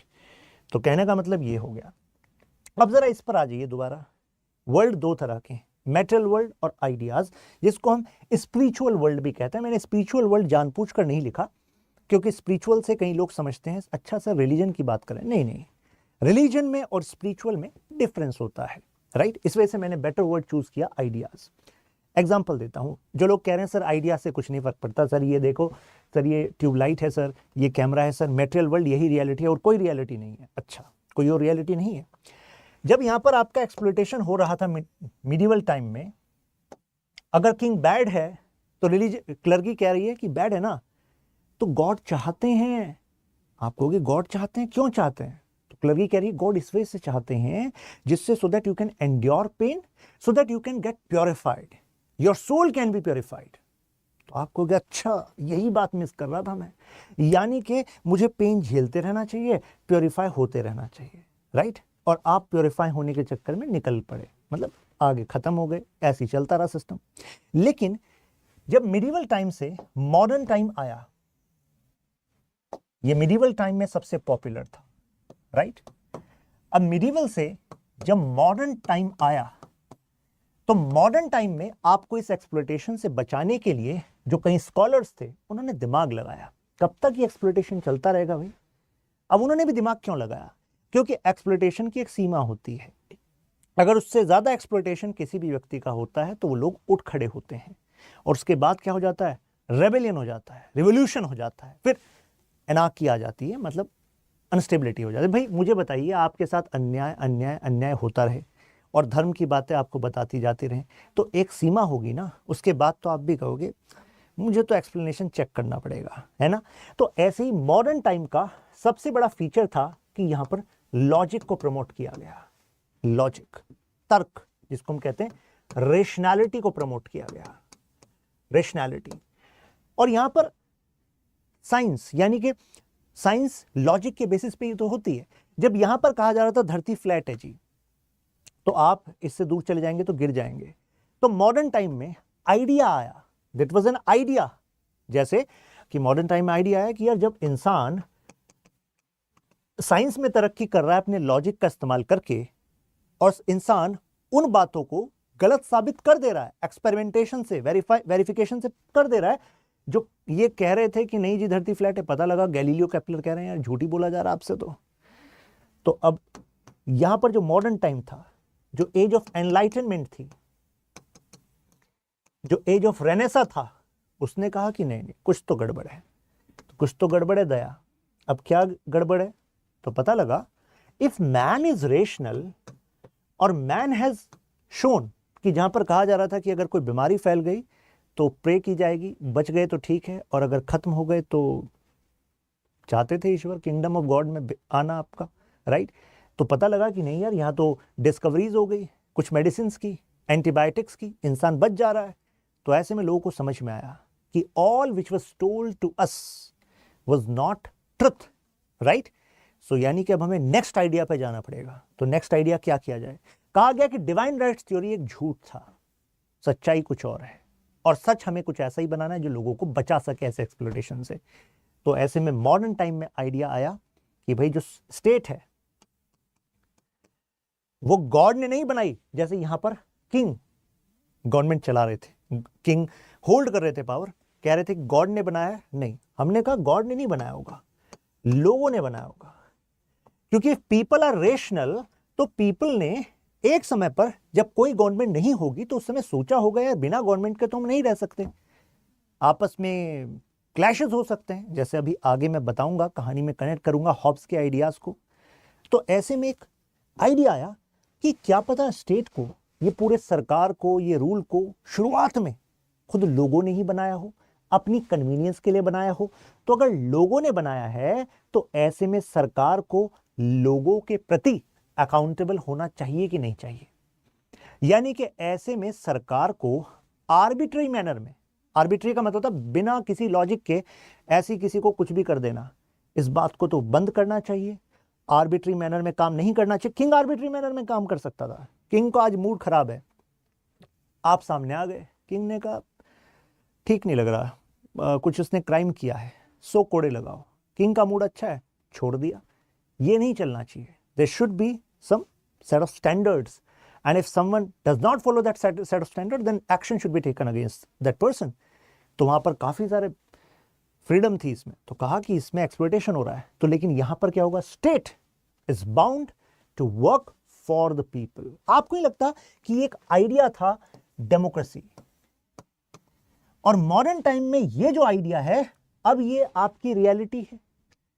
तो जो लोग कह रहे थे कि सर मैटेरियल रियलिटी ही सच है, हो सकता है सबसे पहले तो मैटर के बारे में जो आप समझते हैं वो भी सीमित ही समझते हो। जैसे कि इस कैमरा और मेरे बीच में कुछ आपको दिख रहा है क्या? कुछ नहीं दिख रहा, क्लैरिटी है। लेकिन अगर आप जैसे जैसे हम प्रोग्रेस करते गए साइंस में, तो पता लगा है अगर माइक्रोस्कोपिक विजन से देखा जाए तो there are lot of particles moving in between. तो हमें जो दिखता है अगर हम उसी को सच मानेंगे तो शायद वो पूरा सच नहीं होगा, हमें उसके बियॉन्ड जाना चाहिए। तो बियॉन्ड साइंस में भी जाते हैं, बियॉन्ड आइडियाज में भी जाते हैं। डेमोक्रेसी शुरुआत में एक आइडिया था, फिर वो एक रियलिटी बनी कि नहीं बनी? रियलिटी बनी, और रियलिटी बनी तो आप हम अब डिसाइड करते हैं कि सरकार किसकी होगी। अगर हमें सरकार ठीक नहीं लगती, हमारे लिए काम नहीं करती, तो हम सरकार को बदल भी देते हैं। तो मुझे बताइए, जो मटेरियल वर्ल्ड में आपकी रियलिटी है, जो आउटकम्स हमें एक डेमोक्रेटिक नेशन में रहने से मिल रहे हैं, आपको नहीं लगता वो आइडियोलॉजी से आ रहे हैं? तो यानी कि इसकी तो सिस्टमैटिक स्टडी होनी चाहिए भाई, समझ इसकी होनी चाहिए कि कैसे आइडियोलॉजी बनी है, तभी तो पता लगा पाएंगे कि आज के प्रॉब्लम्स का सॉल्यूशन हम नेक्स्ट किन आइडियोलॉजी से कर सकते हैं, है कि नहीं। तो यही बता, कलेक्टिव बिलोंगिंग है, एक पॉलिटिकल सिस्टम है, रेजीम, पहले आपका डिवाइन राइट्स थ्योरी, तो अभी हमने कहा कि नहीं, लोग सोर्स हैं, यानी कि सोसाइटी ने ही बनाया होगा, लोगों ने बनाया होगा, कोई कॉन्ट्रैक्ट किया होगा।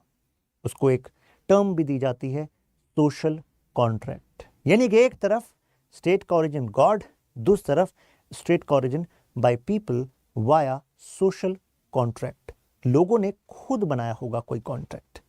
एग्जाम्पल, इंडियन कॉन्स्टिट्यूशन में प्रेम्बल की पहली लाइन क्या है, बताइए कमेंट्स में।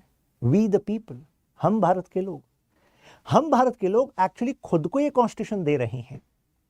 आपको नहीं लगता कि ये तो सोशल कॉन्ट्रैक्ट थियरी हो गई, ये तो वही वाली बात हो गई कि लोगों ने खुद को कॉन्स्टिट्यूशन दिया है जिससे स्टेट बनी है, लोगों ने खुद को। ऐसा क्यों? जिससे कि हमारा कॉन्स्टिट्यूशन ये रिफ्लेक्ट करता है कि भाई अल्टीमेटली सोर्स ऑफ पावर कौन है, हम भारत के लोग हैं। अल्टीमेटली जो स्टेट है, जो सरकार है, वो दायरे में काम करेगी जो दायरा कॉन्स्टिट्यूशन ने उसको दिया है, राइट। तो यानी कि हमारे कॉन्स्टिट्यूशन में जो चीज़ लिखी गई वो इस वजह से लिखी गई कि किसी ने बहुत पहले इस सोशल कॉन्ट्रैक्ट थ्योरी के बारे में सोचा, तभी जाकर ऐसे प्रिंसिपल हमारे कॉन्स्टिट्यूशन में आए, तभी जाकर हम एक ऐसा जीवन जी रहे हैं जिसमें कि एक स्टेबिलिटी है। हम कई बार इस बात को ना फॉर ग्रांटेड लेते हैं, क्या ही फर्क पड़ता है, क्या ही फर्क पड़ता है। आसपास देखिए, पाकिस्तान, म्यांमार, कॉन्स्टिट्यूशनल क्राइसिस, कारण वहां पर कैसे मिलिट्री इतनी ताकतवर हो गई, म्यांमार में कैसे मिलिट्री इतनी ताकतवर हो गई, क्योंकि उनके कॉन्स्टिट्यूशन में जो आइडियाज थे वहां पर ऐसा स्कोप देखा गया। वहां के जो कुछ पॉलिटिकल डेवलपमेंट्स थे उसको काउंटर नहीं किया जा सका। तो इसी वजह से इन पॉलिटिकल इंसाइट्स का समझ होना और एप्लीकेशन होना आपके हमारे प्रेजेंट और भविष्य को मजबूत बनाता है, राइट। तो इस यानी कि हम कह सकते हैं कि ओबीडियंस भी स्टैब्लिश होती है, जैसे कि एग्जांपल दिया आपको, पॉलिटिकल ऑब्लिगेशन, एक आइडिया प्रमोट कर दीजिए, लोग उसके लिए ओबीडियंट हो जाएंगे। आप कहेंगे सर कुछ और एग्जांपल दीजिए, एग्जांपल लीजिए नाजी जर्मनी का। जर्मनी में हिटलर ने, अब जरा सुनिएगा, यहां नहीं लिखा, जो मैं बात कर रहा हूं उसको सुनिए, ये तो रेफरेंस के लिए है आपके, अपलोड हो जाएगी पीडीएफ वहां पर टेलीग्राम ग्रुप में। पहले जेनेटिक अल्ट्रा नेशनलिज्म, पहले जेनेटिक अल्ट्रा नेशनलिज्म। ध्यान दीजिए, जब भी मैं इज्म की बात करता हूं, इज्म, तो ism means I am talking about some ideology, set of ideas having particular objective, these ideas having some common link, right? कोई philosophy, कोई ideology.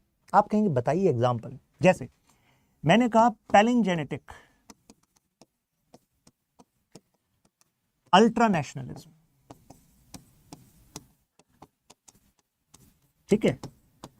World is ruled by ideas. Nazi Germany में Griffin एक scholar हुए, Roger Griffin, उनके set of ideas थे, बड़े systematic way में उन्होंने प्रेजेंट किए, इसका इस्तेमाल हुआ। जब भी दुनिया में कोई लीडर अपने आप को बहुत ज्यादा पावरफुल बनाना चाहता हो, मास सपोर्ट चाहता हो, तो वो इसका इस्तेमाल करता है, जैसे नाजी जर्मनी में हुआ था। पैलिन जेनेटिक नाम क्यों पड़ा? पैलिन आप कनेक्ट कीजिए, जैसे पैलियो, सुना आपने? पैलियोलिथिक एज हिस्ट्री में पढ़ते हैं, तो यानी कि एक पर्टिकुलर कॉन्टेक्स्ट हिस्ट्री का कि जब से कुछ नया हुआ हो। जेनेटिक अल्टरनेशनलिज्म तो कनेक्ट हो रहा होगा, यानी कि एक ऐसा समय, एक ऐसा आइडिया, सेट ऑफ आइडियाज जिसमें कहा जाता हो कि भाई आपके देश में ना अब रीबर्थ होने वाला है, आपके नेशन का, मतलब आपके नेशन का रीबर्थ होने वाला है, मतलब आप अगर मुझे सपोर्ट कर दें, समझ लीजिए आप मुझे सपोर्ट नहीं कर रहे, आप रीबर्थ को सपोर्ट कर रहे हैं अपने नेशन के। यानी कि नई ऊर्जा, नया विश्वास, नया देश चाहिए कि नहीं चाहिए? अरे पुराने तौर तरीकों से, पुराने सिस्टम से तो बोर हो गए होंगे, काफी समस्याएं आप झेल रहे होंगे। कहेंगे बिल्कुल सही कहा, बहुत सारी समस्याएं हैं जी। तो रीबर्थ का आइडिया हमेशा आपको अट्रैक्ट करेगा कि नहीं करेगा? एक आइडियोलॉजी के बेसिस पे है ये। तो इससे कहा गया कि देखो कब तक पार्लियामेंट को सपोर्ट करते रहोगे? पार्लियामेंट में these people are very weak. वो बोलने में, बैठने में, सोने में, कभी नहीं आ रहे हैं, कभी आ रहे हैं, बड़ा टाइम वेस्ट करते हैं देश का। हो रहा है कि नहीं हो रहा है? कहोगे बिल्कुल सही। आपको तुरंत एक्शन चाहिए कि नहीं चाहिए? आप कहोगे बिल्कुल सही। आपको अपने देश को महान बनाना है कि नहीं बनाना है? कहोगे बिल्कुल सही। आपको बताया जाए अरे तुम तो सुपीरियर रेस हो यार, अभी तक तुम्हें दबाया गया है, तुम्हारी असलियत को कभी बाहर आने नहीं दिया गया, सिस्टमैटिकली तुम्हें कंट्रोल किया गया है। आप कहोगे बिल्कुल सही। इतने सही हो गए, अब तो बताइए करना क्या है? मैं कहूंगा सपोर्ट करना है, और क्या करना है? और सपोर्ट करना एक लीडर को, पूरी पावर उसको। आप कहोगे बिल्कुल सही। क्यों? क्योंकि त्वरित एक्शन लेने हैं ना भाई, तभी तो रीबर्थ होगा देश का। और ये बता दीजिए, जब भी कोई बर्थ होती है तो कुछ ब्लडशेड होता है कि नहीं होता है? बिना खून बहे कोई भी नया जन्म होता है क्या? आपका, हमारा, किसी का जन्म बिना ब्लडशेड के हुआ है क्या? आप कहोगे बिल्कुल सही। तो बिना ब्लडशेड के नहीं हुआ, तो जो भी देश के दुश्मन हैं, जो देश को कमजोर करने पर तुले हुए हैं, जो मुझको पावर में आने से रोकने में तुले हुए हैं, उनका अगर कुछ ब्लडशेड हो जाए तो देश का उससे रीबर्थ हो जाए, तो बोलिए क्या? बिल्कुल सही। तो एक तरीके से, इस तरीके से आपका ये समझ लीजिए पूरा सपोर्ट ले लिया कि नहीं ले लिया? जब एक लीडर को आपने इतनी पावर दे दी, डिसेंट को आपने सप्रेस करने में सपोर्ट दे दिया, तो अब क्या होगा? अब होगा कंट्रोल। बोलिए बिल्कुल सही। तो इस तरीके से जो आइडियोलॉजी है वो शेप करती है सिस्टमैटिकली आपको, राइट? तो आइडियोलॉजी के 3 मेजर कंपोनेंट हैं। पहला, आप सब तभी सपोर्ट करोगे, तभी अपना वर्ल्ड व्यू उसमें देखोगे, जब आपको पास्ट में जो हुआ उसको लॉजिकली समझाया जाए। आप कहोगे बिल्कुल सही। कारण आइडियोलॉजी का एक कंपोनेंट है पास्ट, एक कंपोनेंट है प्रेजेंट, और एक कंपोनेंट है फ्यूचर। मतलब पास्ट में जो हुआ आपको लॉजिकली बता दिया जाए कि देखो पास्ट में इस वजह से ऐसा हो रहा था। मेरी आइडियोलॉजी बता रही है तुम्हें एग्जैक्टली, तुम्हें ज्ञान दे रही है, सच्चाई का ज्ञान। तो offer an account of the existing order, तो एक पास्ट का बताएगा और एग्जिस्टिंग ऑर्डर के बारे में बताएगा, एग्जिस्टिंग ऑर्डर में ऐसा क्यों चल रहा है। जैसे कि हिटलर ने भी किया। हिटलर ने बताया कि भाई जर्मनी आप इस वजह से वीक हैं, कारण बताया। इकोनॉमिकली, पॉलिटिकली आपको तोड़ा गया है बाय दीज पावर्स। तो लोगों ने कहा बिल्कुल सही। तो यानी कि you have to understand existing order ऐसा क्यों है। तो इसके बाद फ्यूचर ब्राइट कैसे हो सकता है? Advance a model of desired future. Desired future is important, क्योंकि तभी लोग फॉलो करेंगे।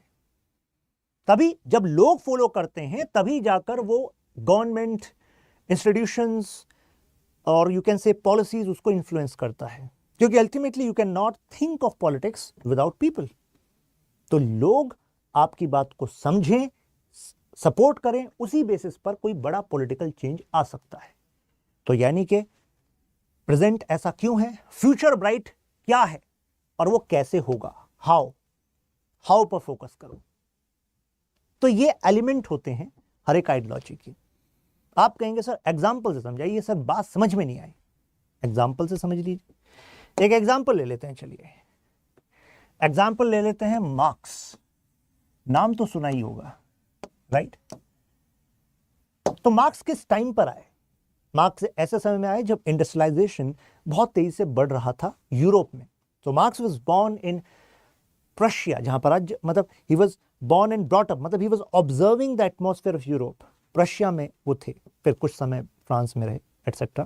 But the point here is, Marx ने जो ऑब्जर्व किया वो था एक्सप्लॉयटेशन। तो मार्क्स ने पहला कंपोनेंट हमने यहां पर जो मेंशन किया प्रेजेंट है। तो प्रेजेंट में कहा कि जो एक्सप्लॉयटेशन हो रहा है वो किसका हो रहा है। तो आप खुद ही बताइए, अगर सिस्टम कैपिटलिस्ट है, मतलब कि सिस्टम में इंडस्ट्रीज में कुछ तो है इंडस्ट्रीज के मालिक, उसको हम कहेंगे, उनको हम कहेंगे कैपिटलिस्ट, ठीक है। कुछ है इंडस्ट्रीज में वर्कर्स, ठीक है। तो वर्कर्स तो आप समझते ही हैं, वर्कर्स, राइट।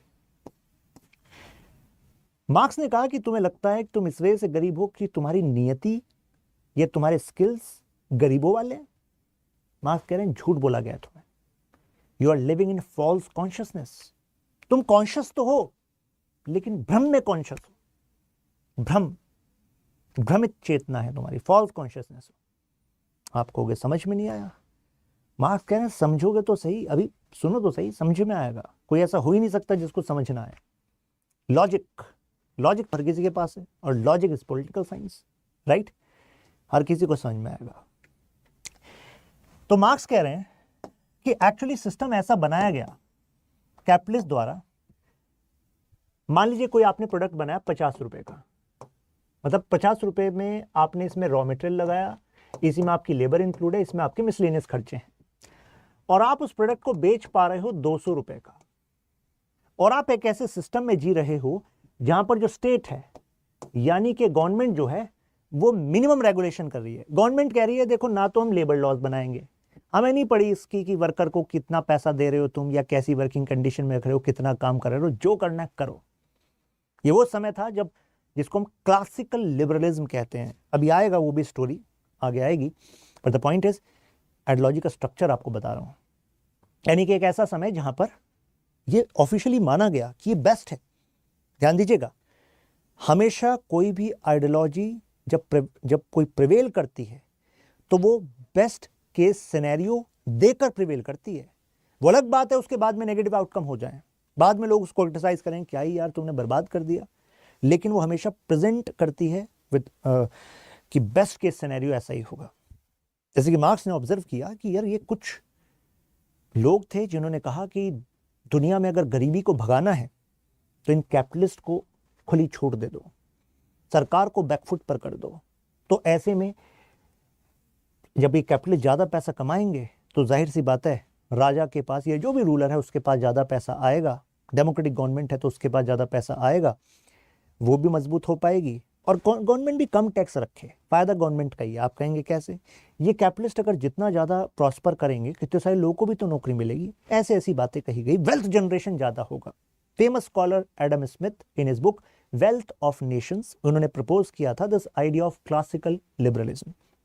लेकिन मार्क्स ने अपने समय में आते आते इसके नेगेटिव इंपैक्ट ऑब्जर्व किए। तो मार्क्स ने कहा अब 200 रुपए का इसलिए बेच पा रहा है कि कोई कंट्रोल नहीं कितने का बिकना है कितने का नहीं, क्योंकि वो तो कहकर चले गए एडम स्मिथ कि फ्री मार्केट होनी चाहिए, यानी कि डिमांड और सप्लाई ये इनविजिबल हैंड है, इन्हीं से डिसाइड होगा कि कोई चीज़ कितने बिकेगी। किसी भी बात को रटने की जरूरत नहीं होती पॉलिटिकल साइंस में, हर एक चीज़ का लॉजिक पता होना चाहिए कि ये बात कही क्यों कहा ये फ्री हैंड, ये demand supply, why this? The reason is अगर फ्री मार्केट है, फ्री मार्केट का मतलब होता है कंपटीशन ओपन, मतलब जिसको कोई चीज बनानी है बनाओ। एग्जांपल देता हूं, चलिए कनेक्ट करिएगा, ठीक है, कनेक्ट करिएगा इस बात को। अगर फ्री मार्केट है तो उन्होंने कहा कि फायदा ऐसा होगा कि अगर कितने सारे बनाने वाले होंगे तो अल्टीमेटली वही अपने प्रोडक्ट को सेल कर पाएगा जिसका प्रोडक्ट क्या होगा, क्वालिटी में बेस्ट और चीप। तो अल्टीमेटली जब क्वालिटी में बेस्ट के लिए कंपटीशन है और कंपटीशन क्वालिटी का है और चीप है तो कंपटीशन है, तो अल्टीमेटली कस्टमर का तो फायदा ही होगा ना। अब आप कहेंगे सब फायदे की बात चले, नुकसान क्या है? नुकसान ये है जब वो 200 का बेच रहा है तो यहाँ पर 150 रुपये वो हो गया सरप्लस। अब अगर बेसिक एग्जांपल ले रहे हैं, अप एंड डाउन चलता रहता है, लेकिन 50 रुपये असेंबली लाइन से 200 रुपये का बेचा, 150 रुपये इकट्ठे हो गए। तो अगर 150 रुपये में से 50 रुपये और 50 रुपये अलग से इसने रखे इसी असेंबली लाइन को, ऐसे ही इन्वेस्ट किया, तो 200 रुपये का फिर बेचा, 200 रुपये का फिर बेचा, तो ऐसे में कुल मिलाकर 150 रुपये का फिर प्रॉफिट हुआ। ये केवल सिंपल ये जो डायनेमिक्स है ये आपको बता रही है कि देखो फिर इसके पास 150 रुपये इकट्ठे हो गए। यानी कि हम जिस समय में जी रहे हैं वहां पर पैसा कमाने का तरीका है बिजनेस। कारण क्योंकि बिजनेस से ही आपके पास सरप्लस इकट्ठा होगा, जिसको आप दोबारा इन्वेस्ट करेंगे तो आपके पास दोबारा इकट्ठा होगा। जो वर्किंग क्लास है वो यहां पर है, इसको मिलेगी सैलरी, राइट। प्रॉफिट इसी तरीके से एक्यूमुलेट होता है और इसी वजह से आप देखते हैं कि बहुत कम समय में कैपिटलिस्ट बहुत ज्यादा तेजी से अमीर हो जाते हैं। आप कहेंगे ठीक है अमीर हो गए, जलन की बात क्या है भाई? इन्वेस्ट भी तो किया उन्होंने, तर्क भी तो लगाया उन्होंने। मुद्दे की बात यह है कि मार्क्स जिस समय में थे उस समय में हालात ऐसे नहीं थे जैसे आज आप देख रहे हो। यानी कि आज के समय में तो आप लेबर लॉज देखते हो, मिनिमम वेजेस की बात देखते हो, लेबर कमिश्नर होते हैं, उस समय ऐसा नहीं था। तो मार्क्स ने कहा कि जब कंपटीशन होगा कि सेल करना है क्वालिटी का और चीप, तो अल्टीमेटली क्या कैपिटलिस्ट रॉ मटेरियल पर फोकस करेगा कि मैं रॉ मटेरियल सस्ता कर दूं? नहीं। क्या कैपिटलिस्ट मिसलेनियस खर्चों पर जरूरी है कम करेगा? नहीं। कैपिटलिस्ट हो सकता है कहे कि मैं मशीन ले आता हूं, कम खर्चे में ज़्यादा प्रोडक्शन कर दूंगा, लेबर बाहर, मार्केट में लेबर बाहर। तो ऐसे में जब ज़्यादा लोग जॉब के लिए घूम रहे हैं तो मुझे बताइए उनकी डिमांड बढ़ेगी कि कम होगी? अरे डिमांड का क्या होगा भाई? जब सप्लाई लेबर की ज़्यादा हो गई क्योंकि अब मशीनें आ गई, तो उस लेबर से कहेंगे कि देखो भाई 200 रुपये में काम करते हो तो चलेगा। वो कह रहा है मुझे तो पहले 300 मिलते थे, 200 में करते हो तो चलेगा। तो दिक्कत होगी कि नहीं होगी? या उससे कहा जाएगा कि अगर काम करना है तो देखो ज़्यादा काम कर लो तो मिल जाएगा इतना। तो अल्टीमेटली लेबर का एक्सप्लॉयटेशन हो रहा है। मार्क्स ने ऑब्जर्व किया 15-15 घंटे काम कराया जा रहा है, मेहनताना केवल इतना दिया जा रहा है कि वाला आज का काम कल चल जाए, कल का ना चले। तो इस तरीके से मार्क्स ने ऑब्जर्व किया कि भाई अल्टीमेटली ये दुनिया कैपिटलिस्ट और वर्कर में डिवाइडेड है। इस समय पर मार्क्स ने, मैंने क्या कहा, हिस्ट्री, प्रेजेंट और फ्यूचर, और हाउ, प्रेजेंट से फ्यूचर में कैसे जाएंगे, ये 4 कंपोनेंट होते हैं। और वो फ्यूचर क्या होना चाहिए? डिजायर्ड फ्यूचर, जो आप चाहते हो। भाई डिजायर्ड नहीं होगा तो क्यों ही आप फॉलो करोगे मार्क्स को, है कि नहीं? किसी भी आइडियोलॉजी को, इनफैक्ट हर एक आइडियोलॉजी में मेरे पास ऐसा ही एक्सप्लेनेशन है। हिस्ट्री, तो मार्क्स कहते हैं कि देखो दुनिया केवल आज ही ऐसे डिवाइडेड नहीं है। मार्क्स कहते हैं एंशिएंट टाइम में देखो, एंशिएंट टाइम में भी 2 ही वर्ग थे, एक मास्टर क्लास थी और एक आपकी स्लेव क्लास थी। स्लेव समझते हैं, जो खुद जो है मास्टर की प्रॉपर्टी थे। तो मास्टर और स्लेव, तो मास्टर एक्सप्लॉयटर थे और स्लेव एक्सप्लॉयटेड थे। मार्क्स कहते हैं हर एक समय में 2 ही वर्ग होते हैं, हर एक समय में, उठाकर देख लीजिए। या तो आप एक्सप्लॉयटर हैं या आप एक्सप्लॉयटेड हैं, तीसरा और कोई दर्जा नहीं होता। तो आप किस में हैं? एक्सप्लॉयटर क्लास में है कि एक्सप्लॉयटेड क्लास में? मार्क्स के हिसाब से आप अपना जवाब दीजिएगा। ये एंशिएंट टाइम में चल रहा था। फिर मार्क्स ने कहा मीडिवल में आ जाइए। तो ऐसा भी देखा गया कि स्लेवरी पर कम, स्लेवरी बंद हो जाए, ऐसे प्रयास हुए, काफी हद तक बंद हुई। लेकिन फिर यह भी देखा गया कि लॉर्ड और सर्फ्स, मेजरली यही 2 क्लास थी।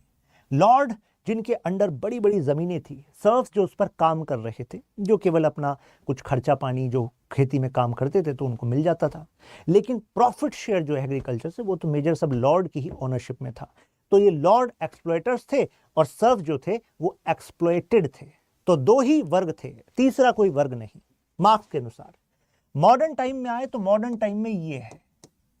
मार्क्स ने कहा जब इंडस्ट्रियलाइजेशन आया तो अब कैपिटलिस्ट ने कहा राजा से, जहां जहां मोनार्की थी, यार ये लॉर्ड तुम्हें क्या ही दे रहा है, इतने बड़े लैंड से जितना प्रोडक्शन होना है, जितनी खेती होनी है उतना ही होगा।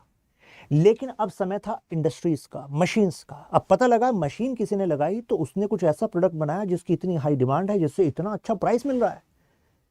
तो जो लॉर्ड पूरा 1 साल में कमाकर उसमें से टैक्स का शेयर किंग को देगा, कैपिटलिस्ट कह रहा है मैं उससे ज्यादा दे दूंगा, लेकिन मुझे चाहिए जमीन, और मुझे चाहिए जमीन को बढ़ाने का, प्राइवेट प्रॉपर्टी का हक।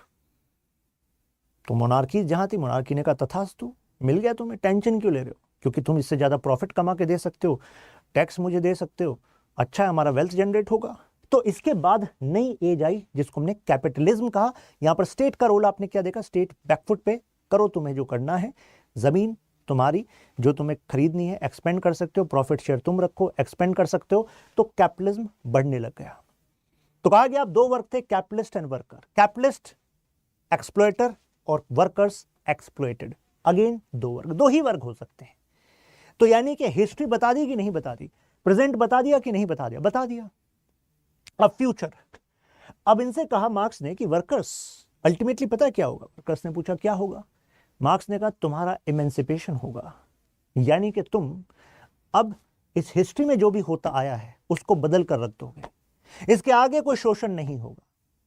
उन्होंने पूछा कैसे नहीं होगा, बता दिया फ्यूचर की अब ऐसा आगे आगे जाके शोषण नहीं होगा। कैसे नहीं होगा, तो मार्क्स ने कहा कि देखो कैपिटलिस्ट जो है ना वो अपनी कब्र खुद खोद रहे हैं। पूछा गया कैसे, कहा कि देखो कैपिटलिस्ट प्रॉफिट एक्यूमुलेट करता जा रहा है, देखो यहाँ यहाँ यहाँ सब पैसा तो उस पर इकट्ठा हो जाएगा, तो या तो बहुत ज्यादा अमीर या बहुत ज्यादा गरीब, क्योंकि कैपिटलिज्म का जो इंजन है, उसका जो फ्यूल है वो प्रॉफिट है। तो इतने ज्यादा अमीर और दूसरी तरफ ऐसे लोग जो बहुत ज्यादा गरीब। एक तरफ वो लोग जिनको पता ही नहीं कि कितना पैसा हमारे पास, दूसरे वो लोग जिनको पता है यार कितना पैसा है, कैसे चलाना है, बस